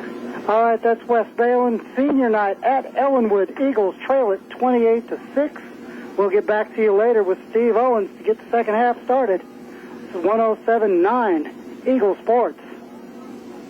Whether you had planned to attend another college or weren't planning on attending college at all, it's not too late to enroll for classes at Barton Community College. Take one class or many classes, online or in person, GED classes, or perhaps get workforce training. Find what drives you at Barton. And if you are unsure what you want to do, Barton can help you with that as well. Campus tours are available, so call the admissions office today and get driven with Barton. Till Printing offers a complete line of printing and promotional products. If you need business forms, computer forms, brochures, or just a few cups or pens, Till Printing can do it all. With a tradition of excellence since 1967, Till Printing is proud to serve the Ellenwood and Great Bend area. Till Printing congratulates the Eagles on achieving teamwork, leadership, and good sportsmanship. Calling all businesses, large or small. See the experts at National Billing for your account receivable billing, financing, and management needs. Let National Billing do your customer billing freeing your valuable time and energy to manage or grow your business. National Billing provides immediate financing of your receivables, providing the cash to pay bills or invest in your business. National Billing is the expert in billing, collecting, and management. Contact Mel Wade and the staff for a non-obligation consultation. Located at 13 North Main, Ellenwood, a proud Ellenwood Eagles supporter. Serves is your convenient stop to kick off or end any Eagle football game. So, huddle on into Serves. Serves is everything you need to tackle your thirst. Warm up or cool down with a wide selection of convenient food and flavorful drinks, including the Snowball. Serves has it all. And don't forget to fuel up with Conoco gas at Serves. Don't sit on the sidelines. See what's in store at Serves. Fill up. The Eagles play here. The Star 107.9.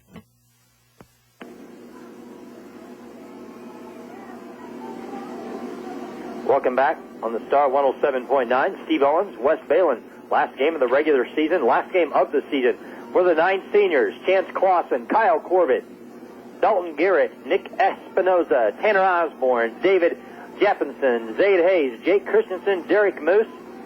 Yes, I know a couple of those individuals are not playing due to injury, but we definitely want to recognize them because they have been a great part of this Ellenwood football team this year and all through their high school career. But, Wes, we look back here in the first half, and the Ellenwood Eagles could not stop Inman on their opening drive. Inman went 3 plays, 69-yard touchdown run by their leader Luke Ropp. His extra point was good. The second series for Inman, they turned it over on downs inside the 10-yard line. Then they scored on their next 3 series. Well, Inman's been very good on offense. Ellenwood seemed like they'd maybe shut some things down, and then all of a sudden, bang, there was the big play again right before halftime to make it 28-6.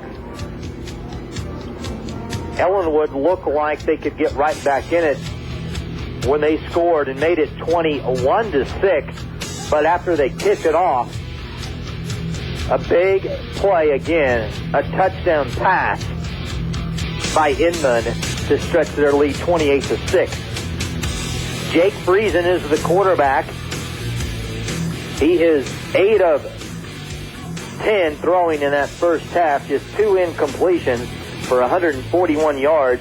That's unbelievable. Only 2 incompletions for Inman. 80% passer. I don't think anybody really saw that coming. In all fairness to the Eagle defense, I don't know that he's thrown the ball really over the line of scrimmage all night, but those wide receiver screens have been very kind to him. He has 2 touchdowns in that first half. He only has 5 on the season. He averages 91 yards through the air per game, and he already has 141 here in this first half. Rushing the football in the first half, Luke Ropp and Jake Friesen. That's it. The only 2 individuals that have ran the football. They've carried it 18 times. 31 yards for Friesen, 134 yards for Ropp. Luke Ropp is unbelievable. Probably the best running back, pure running back that we've seen all year. Oh, yeah, he's got great speed. We haven't really seen a whole lot of vision, but once or twice he did kind of counter to the backside and find daylight, but his speed is as fine as anything we've seen all season, and he's also kicked the ball well. We haven't seen a lot of extra points kicked. The Keeley kid last week, and now Ropp this week. Pretty darn good kicker. He's an all-around good football player. This is a young man that we've heard through the grapevine that we know he has the talent and the ability and the quickness and the speed to play at the next level. But he's a young man that when he plays the teams that come out and just flat take it to him, like we talked about during the pregame show, and if they hit him real hard in the beginning, sometimes he just shuts it down. But he has not shut it down here tonight. And the entire offense for Inman, 306 yards of total offense in that opening half. Well, and you talked about only 2 players ran the ball for Inman. They've had 4 receivers catch the ball, but they've kept it very simple. Football does not have to be a complex game. If you can get the ball into your best player's hands, it doesn't have to be real difficult. You just keep doing it. And when you run the ball, stick with it and give it to Mr. Ropp. Let's flip the page over to Ellenwood. They had the ball 4 times. The last time they had it, halftime ended. The first time they had a punt. The second time they had a punt. The third time they turned it over via fumble. Then they had the best drive of the year. They go 64 yards, and they get a 4-yard touchdown run by Patrick Ringering. The biggest play on that was a reception from Marcus Brown to Kyle Corbett for 35 yards. That was a beautiful pass play, too, because the defender was there, so Marcus had to drop it over the defender, but it was right up against the sideline, so it had to be a really tight throw, and he went right through that window, dropped it right into Kyle's hands. Maybe the nicest pass we've seen all season. 8 completions in the first half for Marcus Brown. He had 6 of them. Patrick Ringering, 2 of them. Marcus 89 yards through the air. Ringering 16 yards through the air. 105 total yards passing. Kyle Corbett and Cody Easern, the only 2 receivers with receptions. Kyle with 5 of them for 64 yards. 3 receptions for Cody Easern for 39 yards. It's been Marcus Brown and Patrick Ringering on the ground. Brown has 11 carries, 34 yards. Ringering, the only touchdown on the night, 2 carries, 5 yards. So 16 carries in that first half for just 39 yards rushing for a total of 144 yards of offense. You've been listening to the Barton Community College halftime show.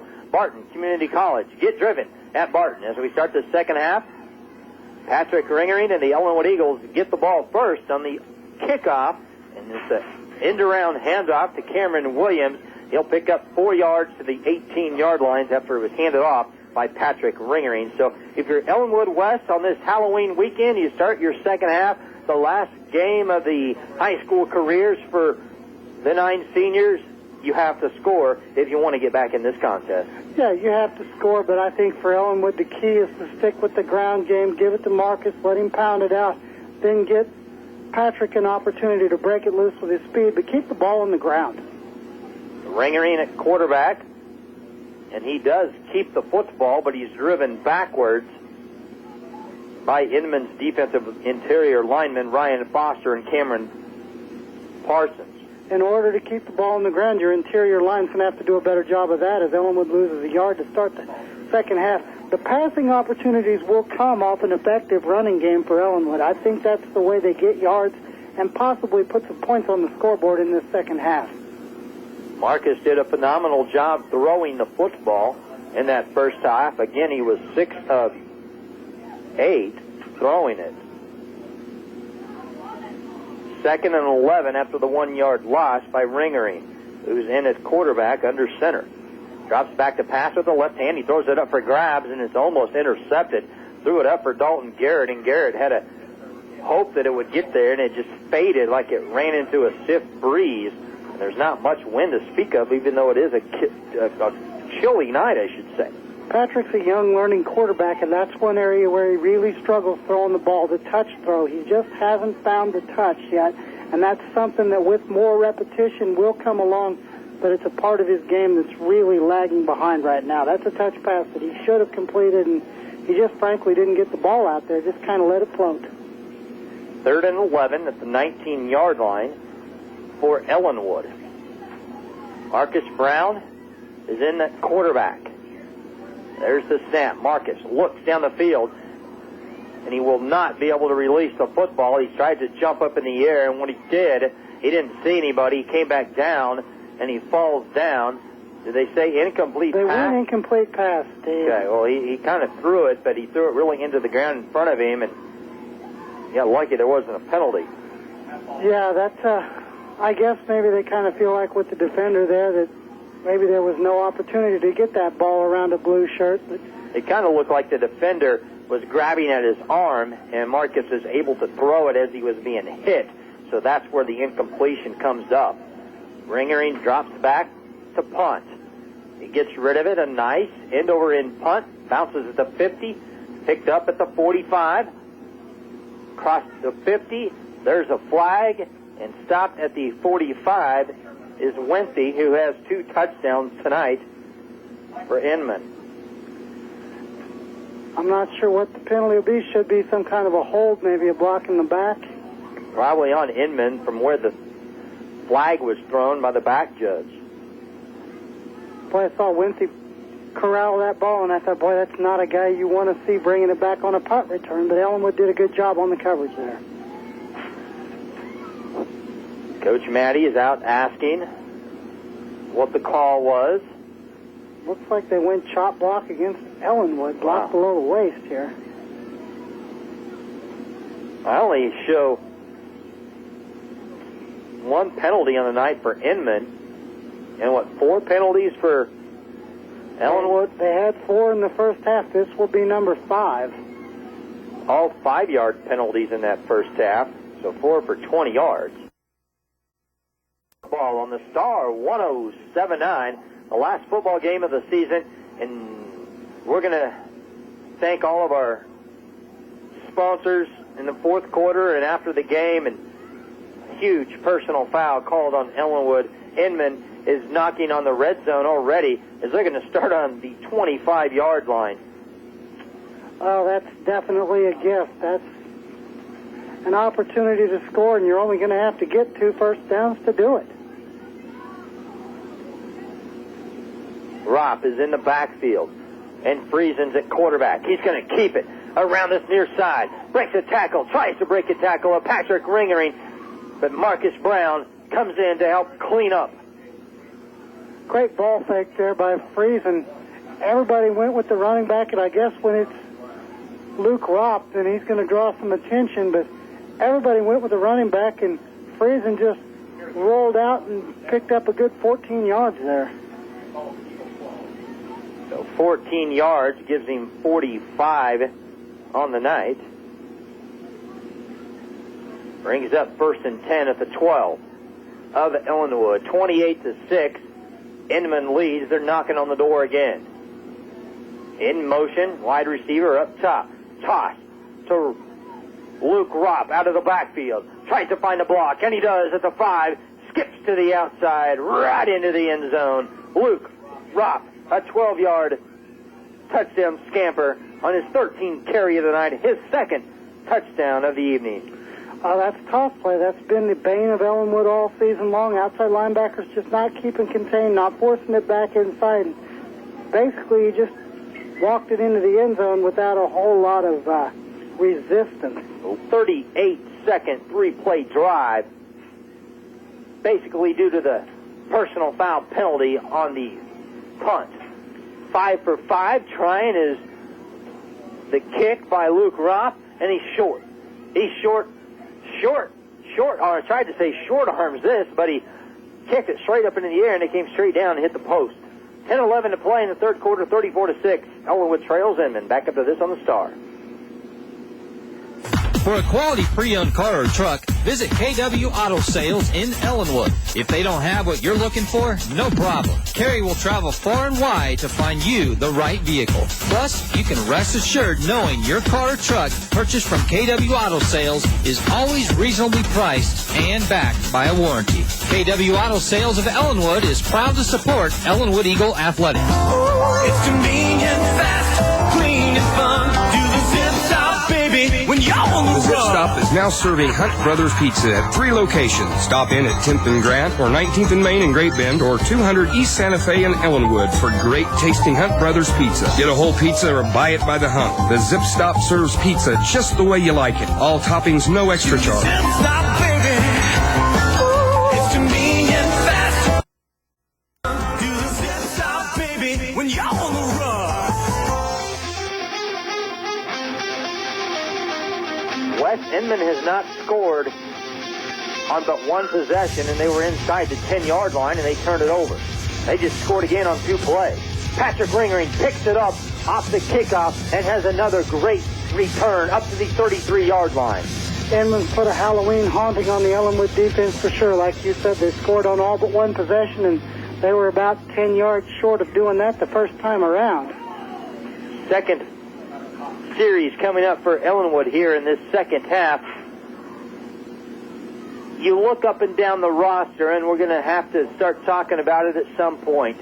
You lose some great seniors, but you gain a lot of experience with this team that'll be back next year. Marcus Brown fakes the end around to Garrett, and he keeps it up the middle for 3. Well, that's technically for Ellenwood called the Falcon formation when Marcus is back at quarterback. It's the same thing as the Wildcat. It's just Falcon because Marcus is playing quarterback. Does he like the Falcons? I think Coach Matty just chose it because it's a bird. I think Coach Matty gave it the name. Coach Matty doesn't like the Wildcats, does he? Not too well. So he wants to name it something else. Well, Ringering's back at quarterback in the standard formation. 4 wide receivers, Brown in the backfield. Hands it off to Brown, up the middle where he's done most of his damage tonight, picks up 3 more. Well, that slot spread has been really effective for Ellenwood all the way through the game. It's just like the slot formation, only the slot backs are way out as slot receivers to clear some space out in the middle for Marcus to work with. Ellenwood's got a 3rd and 5 here. You know, kind of interesting. Patrick and Marcus probably not the best passers, but you're probably going to have to throw it to come up with something here, maybe off a play fake and a roll. That's generally how Ellenwood does business. Easern up top along with Kyle Corbett. Ringering's in the slot up top. Williams is down low. Garrett's in the backfield behind Brown. Brown barks off the count, rolls to his left, passes the football over the middle to a wide open Cody Easern, and Easern goes up and grabs it out of the air for his 4th reception of the game. And how about Cody Easern putting on his clinic here today for the young wide receiver? Career night for the sophomore wide receiver. He's never going to be called blazing speed. He's not the fastest guy, but he runs a decent route. He gives himself a chance to make catches just by doing things the right way at wide receiver. 7 of 9, make it 11 now for Marcus Brown in this game. It's been a fairly effective passing attack for Ellenwood. He's thrown now for 101 yards. 1st and 10, ball at the just about midfield. Handoff, first time to Garrett tonight. Garrett breaks outside, breaks the tackle at the first down marker, and then falls forward for another gain of 4 more yards. First run tonight for Dalton Garrett, the senior, and you can see what little bit of speed he has. He shows it off right there. Dalton Garrett, if he hadn't had the fumbles at Sunrise, could have very well been up over 100 yards rushing. So he's an effective running back, mostly because he gets through the hole hard and gets upfield as quick as he can. 8:20 to play. 3rd quarter, the clock is rolling. 34-6. It's been Ellenwood from the beginning. Trailing Inman, Ringering on the end around to Dalton Garrett, and Garrett is hammered back at the line of scrimmage by the cornerback coming up from his position, Jason Friesen. He's also the senior quarterback. Well, Ellenwood's definitely gone back to their option roots here with this offense after doing some other things for a few weeks. You're seeing the slot formation a lot more. You're seeing that spread, and they've actually run some straight option out of things, and that's good to see. I think that's going to be the bread and butter for Ellenwood over the next couple of years. Coach Dole and Coach Matty, the coaching staff, doing a nice job this year. They've played a tough schedule. And Patrick Ringering keeps this one, shreds one tackle, shreds another, bounces to the inside, loses the football, but gathers it up. Nice run by Patrick Ringering. Well, the good thing about that Wildcat formation is it gives an opportunity for a ball fake in there, and it opens up some space for a Patrick Ringering to run and to get that 8 yards, because once he fakes the ball, defense has to choose between who he's faked to and Patrick. And Patrick, when he gets one-on-one with somebody, can lose him in a hurry. 3rd and 2, 7 minutes left in this 3rd quarter, 34-6. Inman. Ringering is in the slot on the right side. Garrett comes from up top to the near side. There's a screen pass too low for Cameron Williams as Marcus Brown was going backwards. Well, Marcus Brown had to go backwards there because, you know, on a screen pass, you want to let the defensive line go, but I don't know if you just want to let them go free jailbreak style like that. Marcus had a hard time getting that ball out to Cameron Williams, and I think if you'd ask the coaches, that's one guy they'd like to see touching the ball a lot more is Cameron Williams, big 81. Cameron Williams stands 6'2", 164. He is somebody who, once he realizes how good he'll be on the football field or the basketball floor, could really shine. Huge down right here for Ellenwood. 4th and 2. Brown at quarterback. There's a flag. Offsides in the neutral zone on the defense. First down for the Ellenwood Eagles. Well, free first down there for Ellenwood. That's just the second penalty for Inman, but that's a big one because it gives Ellenwood that first down. Wes, I want to go back and talk about Cameron Williams. I'm a basketball nut. There's nothing that we can hide there. I love the game. And when I see somebody with the ability of a Cameron Williams at 6'2" and what he can do with his hands on the football field, he's a young man that needs to realize he should be on the basketball floor, not only to help himself out and his teammates, but it will help him get better. It'll build his quickness and his speed, prepare him for football season. Marcus Brown keeps it in the Wildcat, straight up the middle, all the way to the 10-yard line, rumbling and bumbling, and comes down right there. A gain of about 10, make it 11 yards for Marcus Brown. Boy, to go back to your point with Cameron Williams, like so many players on this team, Cameron needs to pick up the lateral quickness, and one of the best ways to do that is the game of basketball that you love so much. If Cameron will work on that lateral quickness, he'll be a better basketball player, better football player, better athlete, period. And already standing 6'2", I'm sure he has a few more inches to grow, and he could get all kinds of looks next year from colleges at different sports. Inside the 10-yard line, just at the 10-yard line, Ellenwood could pick up another first down. It's Ringering, handing the ball off to Brown, but he tries to sidestep a tackle at the line of scrimmage, and he can't break free. He gets up John a little bit with his offensive lineman, Zayd Hayes. Felt that Zayd maybe didn't open up enough hole or didn't even make a block. Marcus and Zayd are big buddies. You'll see them talking to each other almost every day at practice, but right there's no love between them. Marcus is not going to hesitate to call out somebody if they're not getting the job done, because he's a football player, and he doesn't like it when somebody's not doing their part. 2nd and 9. They can get a first down at the 1. Here's the in around to Garrett. He's at the 5 and the 4 where he's hit and brought down forward. Garrett on the end around almost came up with a touchdown. The ball is down to the 2.5, maybe the 3-yard line. That play works because the middle run with Marcus Brown has been a threat all night. Dalton can get his yards on the slot around because Inman has to respect the run up the middle, and Ellenwood scored a lot of touchdowns on that early, and frankly, after Tanner Osborne got hurt, maybe the threat wasn't there from the fullback, and that kind of jammed things up for the offense.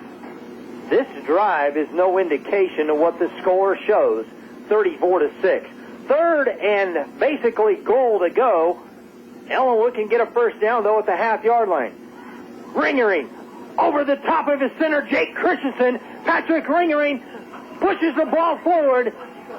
Touchdown. Patrick Ringering, his 2nd of the night. The Eagles are on the board.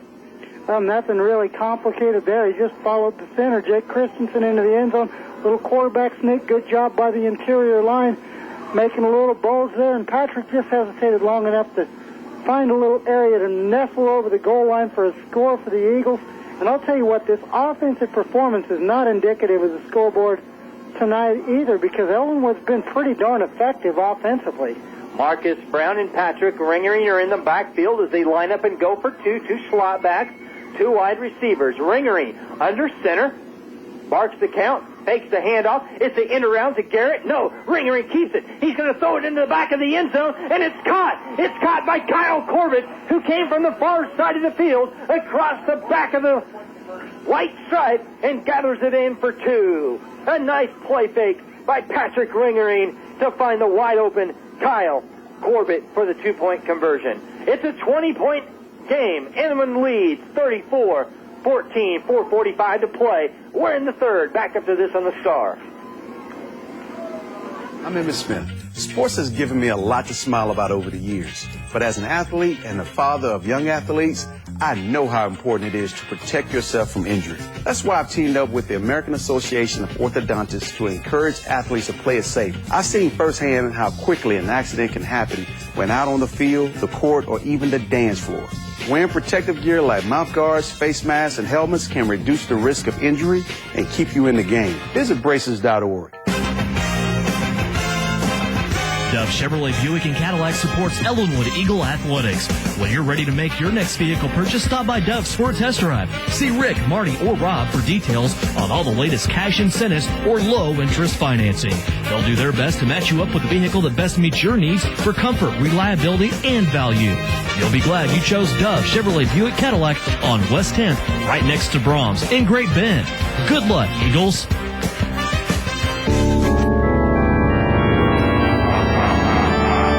Righty, Garrett Hayes lines up to kick the football for Ellenwood at the score of a Patrick Ringering 3-yard touchdown run. This onside, Steve? No. Straight up into the air, fair catch called by Inman and caught right there at the 35-yard line. I had to get that in because I thought with the kicking change from Marcus, who kicks the ball longer and higher than Garrett, Garrett does a little better on the onside. So I thought maybe they might go with an onside kick there. Well, they didn't. There's a saying that they like to say in defense, well, it doesn't matter if it's football, basketball, or whatever sport you're playing. If you're a defense, you can just kind of get in the way of the offense and maybe get a stop. Ellenwood could be right in this game. They're only down 20, 34-14, 4:44 left in the third. Plenty of time left in this contest, but the defense has to step up. Friesen, left-handed pass out to the flat to his wide receiver, who picks up 10, 13, 14 yards and shoved out of bounds after that 14-yard gain. Make it a 15-yard game after they finally settle it in. Well, just throwing the wide receiver screen. They're not going to change what's working for them. Ellenwood can't seem to get that outside contain, fight through those blocks, so they don't have to go with anything different. Brandon Cotton in for the reception. First and 10, ball at the 50-yard line, just at midfield. Cotton in motion, going up top. It's Friesen, fakes the pitch, and then he's tackled, actually just tripped up by Garrett. Falls forward, picks up 4. Well, there's the play. Garrett Hayes just kind of got in the way. Little 4-yard gain there. Ellenwood gets a stop here, and frankly, they've got a shot at this thing. You might not believe it from what you've heard already, but if they can just get this stop, they've got a shot at this ball game because they've been pretty darn effective on offense. Ellenwood has had 2 great drives tonight on offense, but now the defense has to step up and make a play. Friesen on 2nd and 5 is hit in the backfield, but he scrambles. He breaks loose of 2 tackles, and now he finds a wide-open wide receiver who breaks another tackle. That's Devin Wenthy after a 15, 17-yard gain. Wenthy out of bounds. It was the backfield play of Friesen. Friesen busted loose and was able to get forward. It was a big gain. Garrett Hayes missed him. Cameron Williams missed him. And Friesen had the presence of mind to keep his eyes downfield and find the open receiver. That's poor tackling. That's sloppy play by Ellenwood. They should have had a sack. Tackles for loss just didn't happen. They've got to finish the deal. Play till the whistle. Make sure you get those tackles made. You can't stop when you get to the guy. You have to drive through him and put him down. It looked like Wenthy caught the football because Friesen went across the line of scrimmage by about 2 yards, and the beanbag by the white hat was even thrown on the ground. Now Friesen, along that right side, is scrambling all over the place and breaks a couple of tackles and finally brought down at the 10-yard line. Well, that speed option right there. Jake Christensen as a defensive end did an excellent job crashing down, forcing it inside. There was just nobody inside to finish the playoff. Ellenwood right now breaking down defensively once again. Ball was on the 35-yard line. This is I believe it's the 4th play coming up for Inman. But Inman, oh my goodness, their offense is really producing here this evening. 4 wide receivers. Friesen in the pistol. Luke Ropp is behind him. Ball's on the 10-yard line of Ellenwood. There's Ropp right up the middle. Patience. Looks for a block. He gets to the 5 and brought down there at the 4 by Garrett Hayes. Oh, that's when they run up the middle. This is one of the rare times this season where we've actually seen the interior of the Ellenwood defensive line pushed back. But I've been frankly impressed by an Inman offensive line that we didn't hear a whole lot about coming into this football game. Inman has done whatever they have wanted to do across that interior line. And that didn't even happen at La Crosse. Friesen will fake the pitch. He'll keep it. He breaks a tackle at the 4 and then gets into the end zone on the last second effort. Friesen into the end zone again. This time it's a 5-yard run. Friesen with his first touchdown on the ground tonight. This is almost a KCAC style track meet here. Flat out shootout. Haven't seen a whole lot of defensive stops either way. Friesen cuts it back on the option. Good vision there to find a hole. 4-yard touchdown, and like you said, Ellenwood has but one stop to their name tonight. Really, that stop was more because of Inman just not able to execute inside their own, or inside the Ellenwood 10-yard line. They turned it over on downs. The kick is good by Rupp. We back up to this with the score 41-14. Ellenwood trails Inman. Back up to this on the Star. Calling all businesses, large or small, see the experts at National Billing for your account receivable billing, financing, and management needs. Let National Billing do your customer billing, freeing your valuable time and energy to manage or grow your business. National Billing provides immediate financing of your receivables, providing the cash to pay bills or invest in your business. National Billing is the expert in billing, collecting, and management. Contact Mel Wade and the staff for a non-obligation consultation. Located at 13 North Main, Ellenwood, a proud Ellenwood Eagles supporter. Hi, I'm Gladys, and I want to tell you about a neat jewelry store in Great Bend at 1917 Lincoln. They have a huge selection of loose gemstones. They do awesome custom designs in both gold and silver, and they have expert gold and silver repairs. They carry watch batteries and bands, as well as a lovely selection of earrings, pendants, bracelets. Come in today and tell them Gladys sent you. Remember, family jewels and silver at 1917 Lincoln in beautiful downtown Great Bend, where we won't be undersold. After a 65-yard touchdown drive, Friesen with the touchdown run and the extra point good makes the score 41-14. Ringering on the kickoff gets the ball up to the 24-yard line, about the 25-yard line now as they stretch the chains. And Ellenwood on offense, not a bad job tonight. Unfortunately, their defense is just maybe too tired. Well, football's a two-sided coin for sure. The offense has done their part. The defense has certainly struggled. Now it's Marcus Brown in the Falcon-style offense. That's basically the Wildcat. He throws it out to Cody Easer, and Cody is able to gather it and pick up 8 yards. A nice catch by Cody Easer. Well, like we said, Cody's just working a comeback route there. He runs hard at the defender, makes his stop, comes back to the ball, and Marcus got it out to him. Good job. I mean, the short passing game has almost been a thing of beauty for Ellenwood tonight.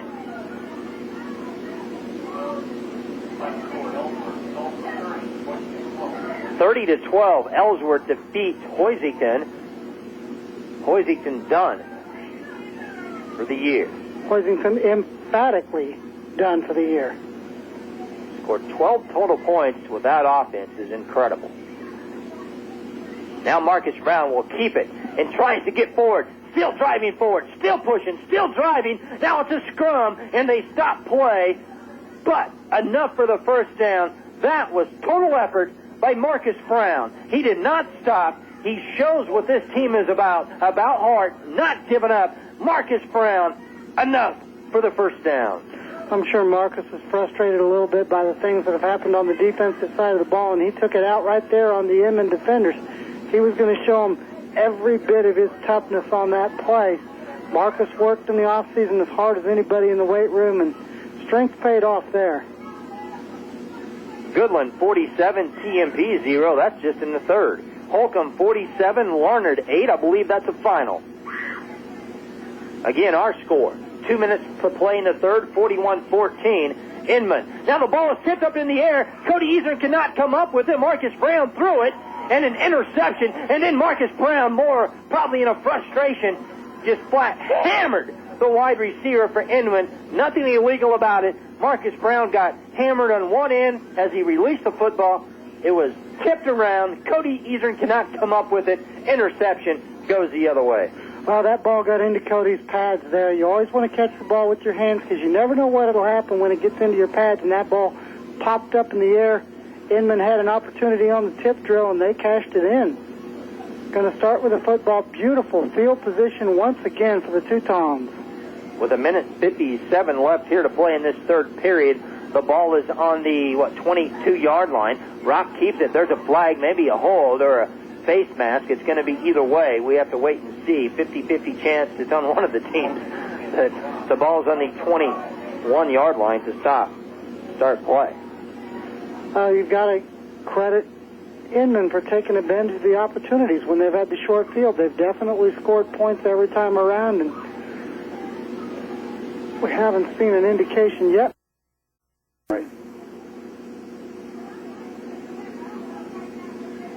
going to march them back, too. No penalty on Inman Teton. Just their third of the night, 10-yard penalty. Oh, that's been, there have been several aspects of the game Inman's been impressive in. Just having 3 penalties to this point is certainly something to hang your hat on. Now they get right up to the line of scrimmage, and they snap the football. It's a toss to Luke Ropp. Ropp tries to find a hole. He spins at the marker, the original line of scrimmage, and spins forward. A pickup of 18 yards, just short of the first down for Luke Ropp. Well, why wouldn't Inman go to the toss play? It's been a problem for Ellenwood all season. They've only run it a couple times, but they did score a touchdown on it earlier, and that nearly netted them a first down on 1st and long. Ropp behind Friesen in the backfield. Ball on the 13 of Ellenwood. 2nd and 3. Friesen hands it to Ropp. Guess what? He goes up the middle, and he dashes into the end zone. One more time. 13-yard touchdown run for Ropp. The young man has been untouched every time he touches the football, and he goes through the middle. It's his 4th touchdown of the night. Well, he's put together a nice little senior night for himself. Ellenwood's not been able to keep him out. And 4 rushing touchdowns, that's really nice for anybody. Has a 12-yard run in this quarter, now a 13-yard run, and he's on to kick another extra point. He has only missed 1 tonight. 6 of 7, make it now 6 of 8, but there is a flag. I believe at the last minute they threw a flag in there. Let's take a look. One of the Ellenwood players, a little slow getting up, and Coach Dole quickly out there. No, sure don't want to see that at this point right now. Up on. I can see a 5. It looks like it's senior David Jeppenson. He is up on his own power, a little wobbly though, he'll get some help. There was a penalty, and so let's keep it right here. The penalty is on Ellenwood. Let's see what they elect to do. Again, a 13-yard run by Ropp for another touchdown. Now the extra point still pens.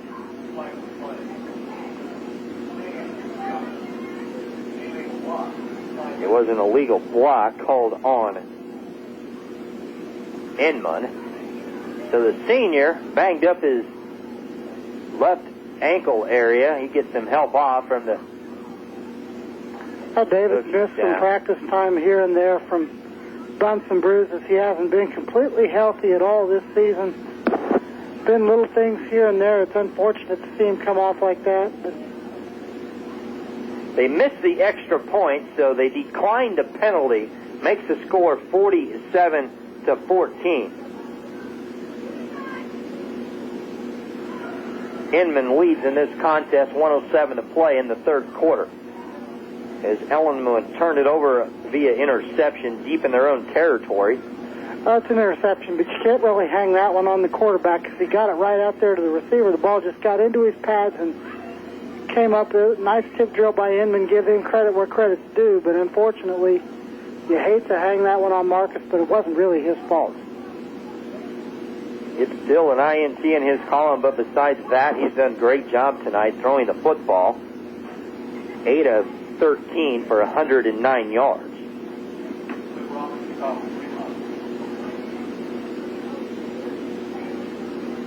Kyle Corbett has 5 receptions for 64 yards. Cody Easern, 5 receptions for 59 yards.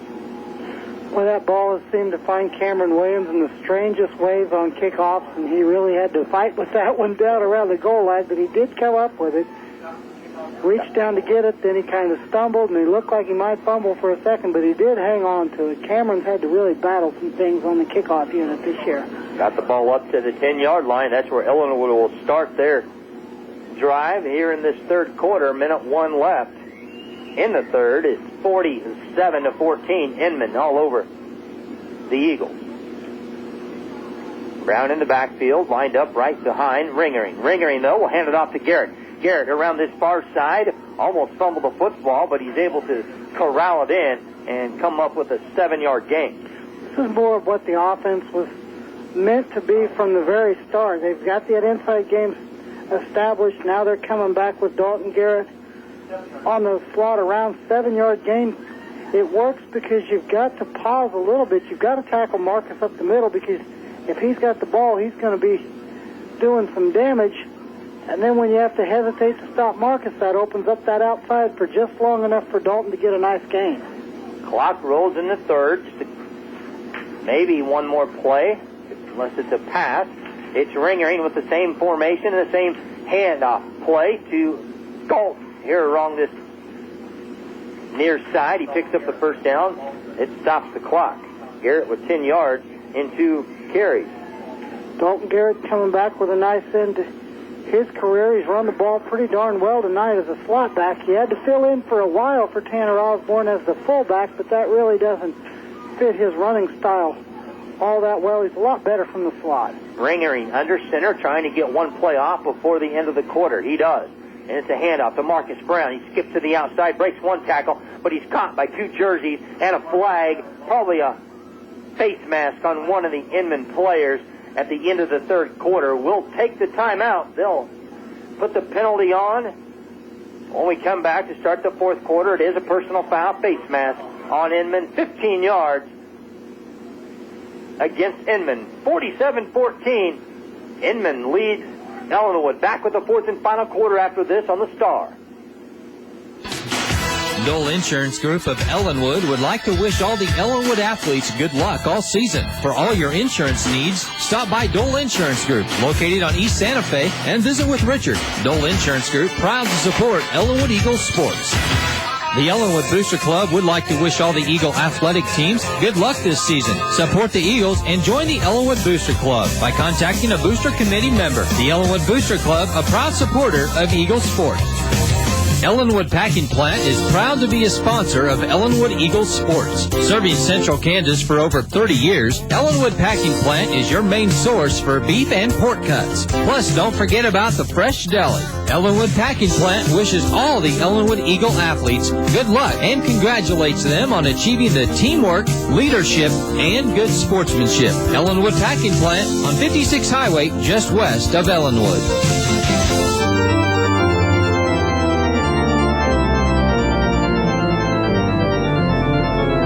Owens and Wes Balin, Jared Vasher, producer-engineer, back for the fourth and final quarter here in Ellenwood.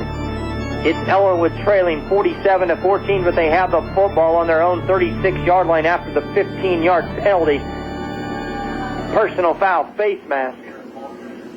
Makes it a first down, 1st and 10 for Ellenwood, and a 1-yard gain, Marcus Brown. And, okay, so that was the end of the third quarter right there.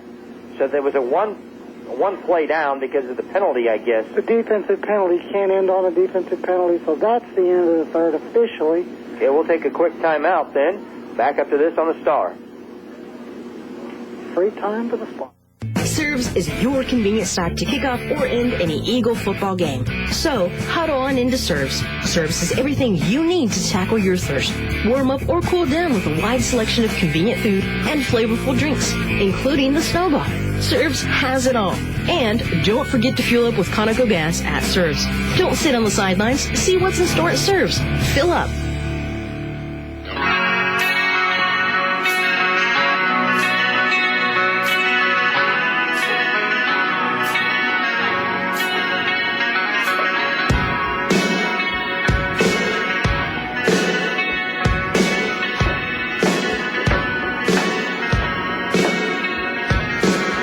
Let the Marmies. 47-14 as we now officially start the fourth quarter. Ellenwood has the football on their own 38-yard line. They need to pick up 9 yards on this second down to get a first. Marcus Brown takes the handoff to Garrett, and he keeps it, but he's tackled in the backfield, a loss of about 6 yards. Haven't said that very much about Marcus tonight, but nobody bid on the fake there out of the Wildcat or Falcon, if you will, and that's going to be a loss of 5. Way back, the ball was on the 38. Now it's on the about the 31.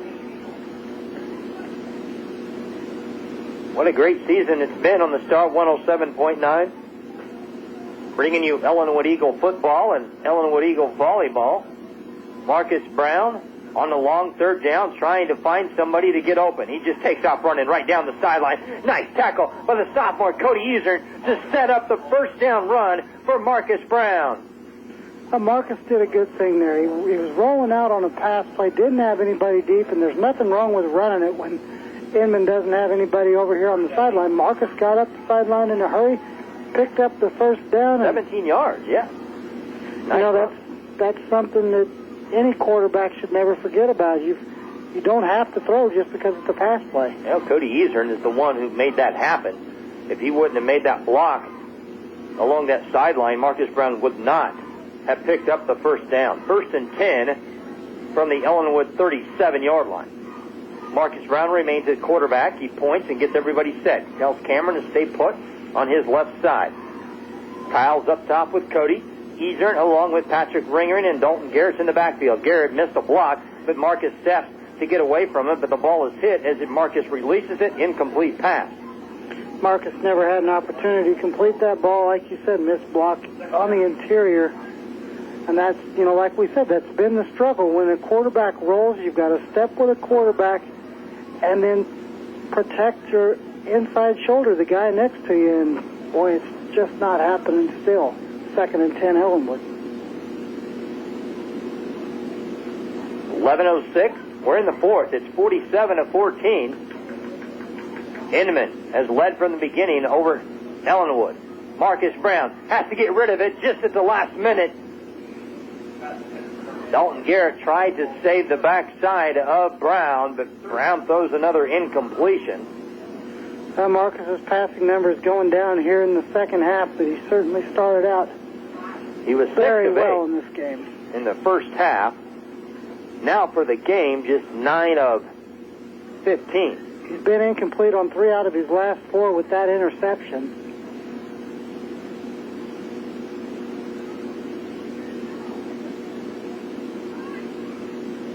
Patrick Ringering is 2 for 2 tonight, throwing the football. 3rd and 10 for Marcus Brown and the offense for the Eagles. Marcus Brown will be sacked in the backfield, losing 5 yards. Now Inman's starting to step it up on the defensive line. What will Ellenwood do here on the 4th down? Well, that was your basic old-fashioned lookout block there. I mean, the line just missed the block and maybe didn't have time to holler lookout, but boy, that's 4th and forever. Patrick coming out. I would think they're going to just try and throw it up there, see what they can get. There's not a lot of plays in the playbook for a 4th and 17, but it's going to be pistol formation. Patrick Ringering and Marcus Brown still on the field. It's 4th and 10. Brown will keep it, looking down the field, trying to find somebody to get the first down, and the pass is too tall. Out of bounds. Turnover on down for the Ellenwood Eagles. Well, you know, at this point in the game, Inman's had that field position all night. You want to get the ball out to a playmaker there, try and pick up that yardage. You're not really losing much by giving them the ball back here. Puts Inman back on the field where they have scored every single time but once. Nothing fancy. A lot of them have been run plays, just some quick out passes, and they've been able to outrun the defense. Just a toss pattern right here to Ropp, and Ropp rumbles forward for a run of 5. That's a gain of 5 because the outside linebacker there, Zade Hayes, forced him back inside. Otherwise, it could have been 45 and a touchdown, but that's what you have to do on that toss play. You have to stay on the outside shoulder of that lineman. You have to keep your outside arm free. You have to force the play back inside. Good job, Zade Hayes, the senior. That's what something Ellenwood needed to do all season long, force those runs back to the inside. That just takes, I guess, a lot of practice, and it shows right there that Ellenwood has the ability to do it. Another straight handoff to Ropp. Ropp looks for the end zone one more time, and he will be in there for a 35-yard touchdown run. It's that simple. 2 plays. Give it to your bread and butter. 35-yard touchdown run for the senior Ropp. Well, that's been the surprise of the evening, the way they pushed the interior Ellenwood lineman back, and that was pretty easy there. Ropp, again, The only hope is maybe he'd stumble on his way to the end zone because there weren't any blue shirts going to get in his way. And there was plenty of opportunities for the Eagles to catch Ropp. He just went around the right side, not even to the outside, just right in the, really more along that right guard area. Now the kick is way low. Was it through there? The officials are still coming together. Now finally somebody says good. I thought he got it, but it wasn't a thing of beauty. Makes the score 54-14, a 40-point advantage. 9:26 left in this contest. Back up to this on the start, 107.9. You had planned to attend another college or weren't planning on attending college at all? It's not too late to enroll for classes at Barton Community College. Take one class or many classes, online or in person, GED classes, or perhaps get workforce training. Find what drives you at Barton. And if you are unsure what you want to do, Barton can help you with that as well. Campus tours are available, so call the admissions office today and get driven with Barton. Manweiler Chevrolet of Hoisington has been serving the Cheyenne Bottoms area for over 4 generations. When you're ready for a new truck or car, be sure to stop by Manweiler's and visit with Gene or the guys. They have a wide range of new trucks and new cars, plus a complete body repair shop and service department. Manweiler Chevrolet, in business for over 4 generations.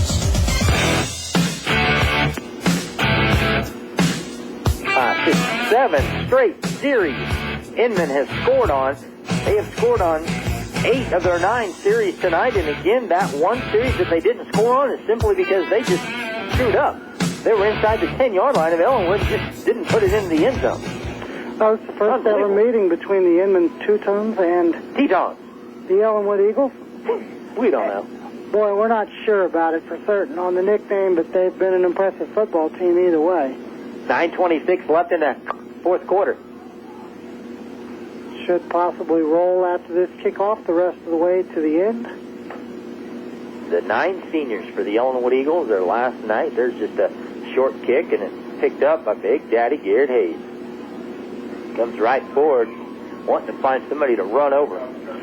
He believes he's a running back. At one point, the kid was telling me that after Tanner went out that he had to pick out a fullback number because he was going to be the new fullback. So he definitely believes he can run it. We have a flag on the play, Steve. The white hat talks with the side judge. It's a personal foul on Ellenwood. Unsportsmanlike conduct. Thrown out of the game. Somebody just got tossed. It may be Garrett Hayes. Garrett Hayes has come off to the side. Wow. That's pretty shocking to me because even if it was Garrett, I didn't see what he did. I didn't think he did anything wrong. He picked up the football and he ran with it. And he tried to run somebody over. Nothing wrong with that. He could have mouthed off. I'm just throwing that out. I'm just trying to guess right now. Maybe he said something he shouldn't have said. And even Coach Dill was turning around to all of his players, talking to them, and not really for sure what happened. But, wow, I have not seen somebody kicked out of a football game, let alone a high school football game, in years. He's still out there. Garrett's still on the sideline. So maybe they'll just let him stand right there, and Tanner goes over and talks with him, and wow. Well, Garrett's a fiery kid. He's a competitor. You're not going to excuse that, but he's definitely going to fight till the end here. He did not throw anything, meaning punches. He didn't do anything from our advantage that looked really illegal, and the officials are coming together, the white hat and the side judge, and going to talk about it one more time, but they did toss the young man. He did indicate again that he was tossed out of the game, but he'd have to leave the sideline if he's tossed out, right? He can't be on the sideline. You know, I haven't seen that in so long, and now the white hat's going to go over and talk to the Inman coach, and, you know, it really doesn't matter whether he's kicked out or not. It's 54-14, and maybe they're talking about running the clock. I'm not for sure. Because it's a 40-point advantage, 9:20 to play in this contest. Now all the officials are going to gather in the middle, or the white hat's going to come over and talk to Coach Dole, maybe. My understanding of the rule is Garrett's been thrown out. He can't be on the sideline. Okay, the side judge is coming over to talk to Coach Dole, and he says something to Coach Dole, and, well, Garrett's just kind of hiding behind the officials, or behind the blue jerseys. Now the white hats are talking to the Ellenwood football team. What can you even imagine that White Hat is telling an Ellenwood Eagle team that trails 54-14? I mean, seriously, I don't know. I'm just throwing things out. This is an unbelievable experience that I am witnessing personally right here. And I'm sorry if we really can't give any more information, but Wes, I mean, what else can we really say about it? Well, we didn't see Garrett do a thing. You have to throw a punch to be thrown out of the game, correct? We never saw a punch thrown. Maybe they were just getting everybody to calm down and relax, and maybe they're letting them know the clock's going to run except on an injury or a timeout, because it is running now.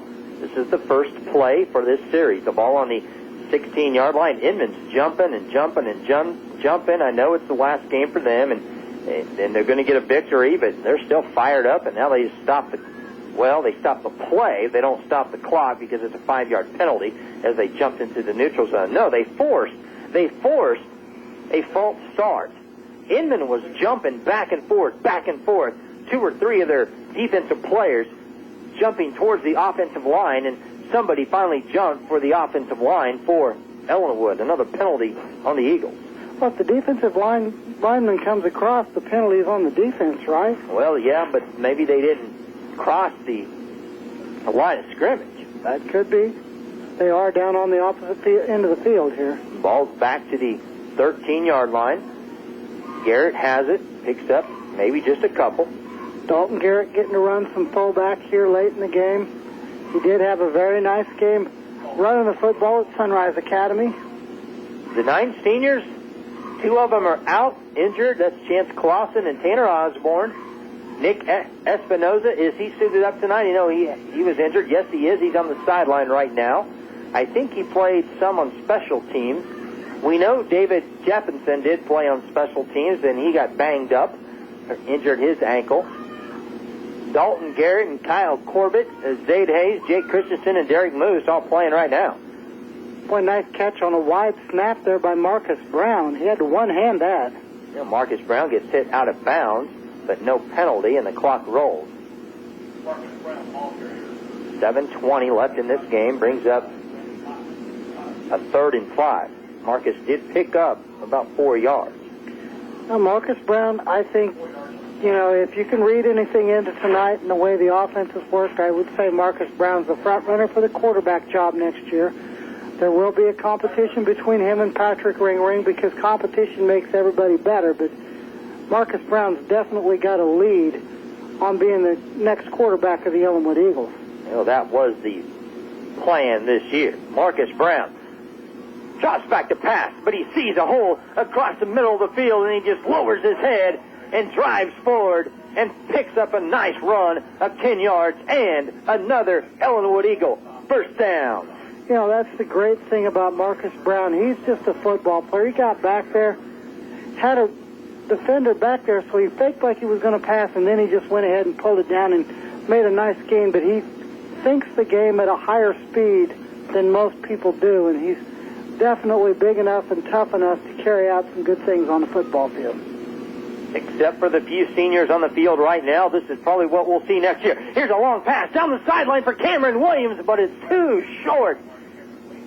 Too short. Marcus Brown had an Inman individual blitzing at him from the corner in his face. Excellent coverage by Devin Winthy there. The ball was to the inside, and if Winthy doesn't do a good job of shielding the receiver off, then Cameron Williams can get in and make a catch there, but Winthy wasn't going to let that happen. Great pass coverage by Inman. 5:35, clock rolling in the 4th, 2nd and 10, 54-14. Ellenwood trails. Ellenwood, and Marcus Brown drops back to pass, trying to get it over the outstretched hand of an Inman defender to Kyle Corbett, and it's too short again, but knocked away by the quarterback, Friesen. Well, Marcus threw that one off his back foot. If he gets his footwork down there, that's a touchdown pass to Kyle Corbett. He doesn't have the arm strength to be able to afford to throw that off his back foot. He needs to set his feet, just like you're throwing a baseball, step and throw, and then that's a touchdown completion to Kyle Corbett. He's a young quarterback, too. He's this is really his first opportunity to play quarterback in a varsity game, and that's something he's going to have to learn. 3rd and 10. Brown still at quarterback, looking for somebody to get open for him, but he just takes off running. One stiff arm, another stiff arm. Marcus Brown with another excellent run, but not enough for the first down. Brings up 4th and about a yard. Well, I see another key player for the Ellenwood Eagles next season in number 71, Jesse Zamaripa, a young guard, young defensive lineman. He needs to get himself into the weight room, get himself stronger. He needs to work hard in the off season. He can definitely be a key component of the football team next year as a junior. Zamaripa getting some playing time right now due to the ejection of Garrett Hayes. 4th and 2, big play for Ellenwood. It's Ringering now under center. End around to Garrett. Garrett tries to dive forward. Will have to wait for the spot. This is a simple spot right here, and I don't think he came up with it. Looks like it's a turnover on downs. Well, it looked like Dalton maybe had some more room to the outside. Tried to cut that up in there and pick up that little 2 yards, and there just wasn't anything to be had. Inman was too tough. Inman will get the football on the Ellenwood. They're not gonna measure this, are they? Well, I didn't even think it was all that close, wow. Steve. They will stop the clock to get the measurement. I hope Ellenwood got it. I want to see Ellenwood go down and score another touchdown to end this season. Let's see if they got a favorable spot on their home field. Did they? They did. They did. Unbelievable, because that sure looked like it was a yard and a half short.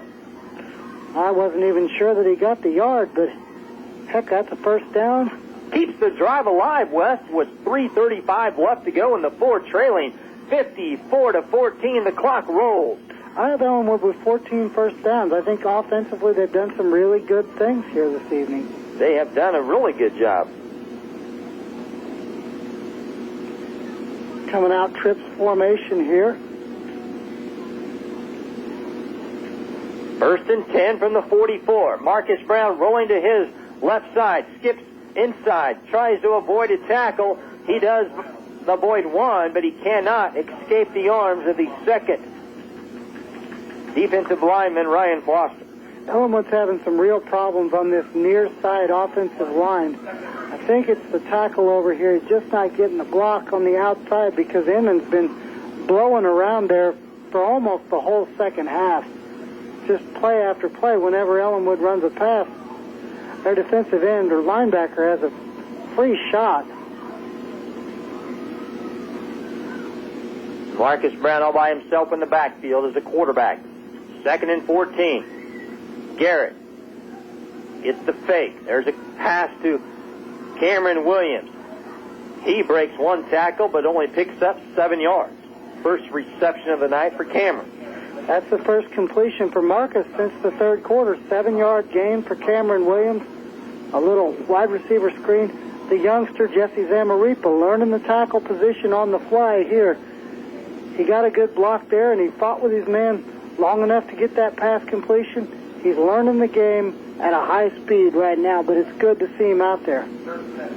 Getting the experience. Hard way to learn on a Thursday or a Friday night at the varsity level. Fakes the handoff to Ringering. Marcus Brown down the middle of the field to Cameron Williams, but it's tipped. Tipped for an incompletion. Devin Wenthy, the senior corner, knocks it down. Again, off of the back foot, Marcus Brown not with enough power to get the ball down there. You nailed it, Steve. That's what it's all about. If your footwork is correct, that's another touchdown pass.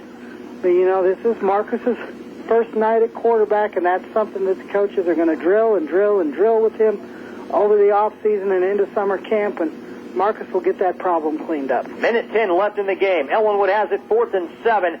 The ball on their own 46. Marcus Brown trying to get a first down. Rolls to the far side of the field. Has a wide open Cody Easern. Cody Easern gathers it in and picks up a big first down reception all the way up to the 37-yard line of Inman. That's a first down for the Eagles. Cody Easern's had a really nice night. I know he came in with only one catch on the year, kind of joked about not having to worry about getting the ball too much, and he's definitely had a career night this evening. 14 yards, 73 yards for Cody Easern tonight. Now Marcus Brown looks for somebody down the field, and there's a late flag in the backfield, probably a hold. That might stop the clock. Is Coach Zoll going to try to stop it? No, he will not. Clock's going to roll out. It is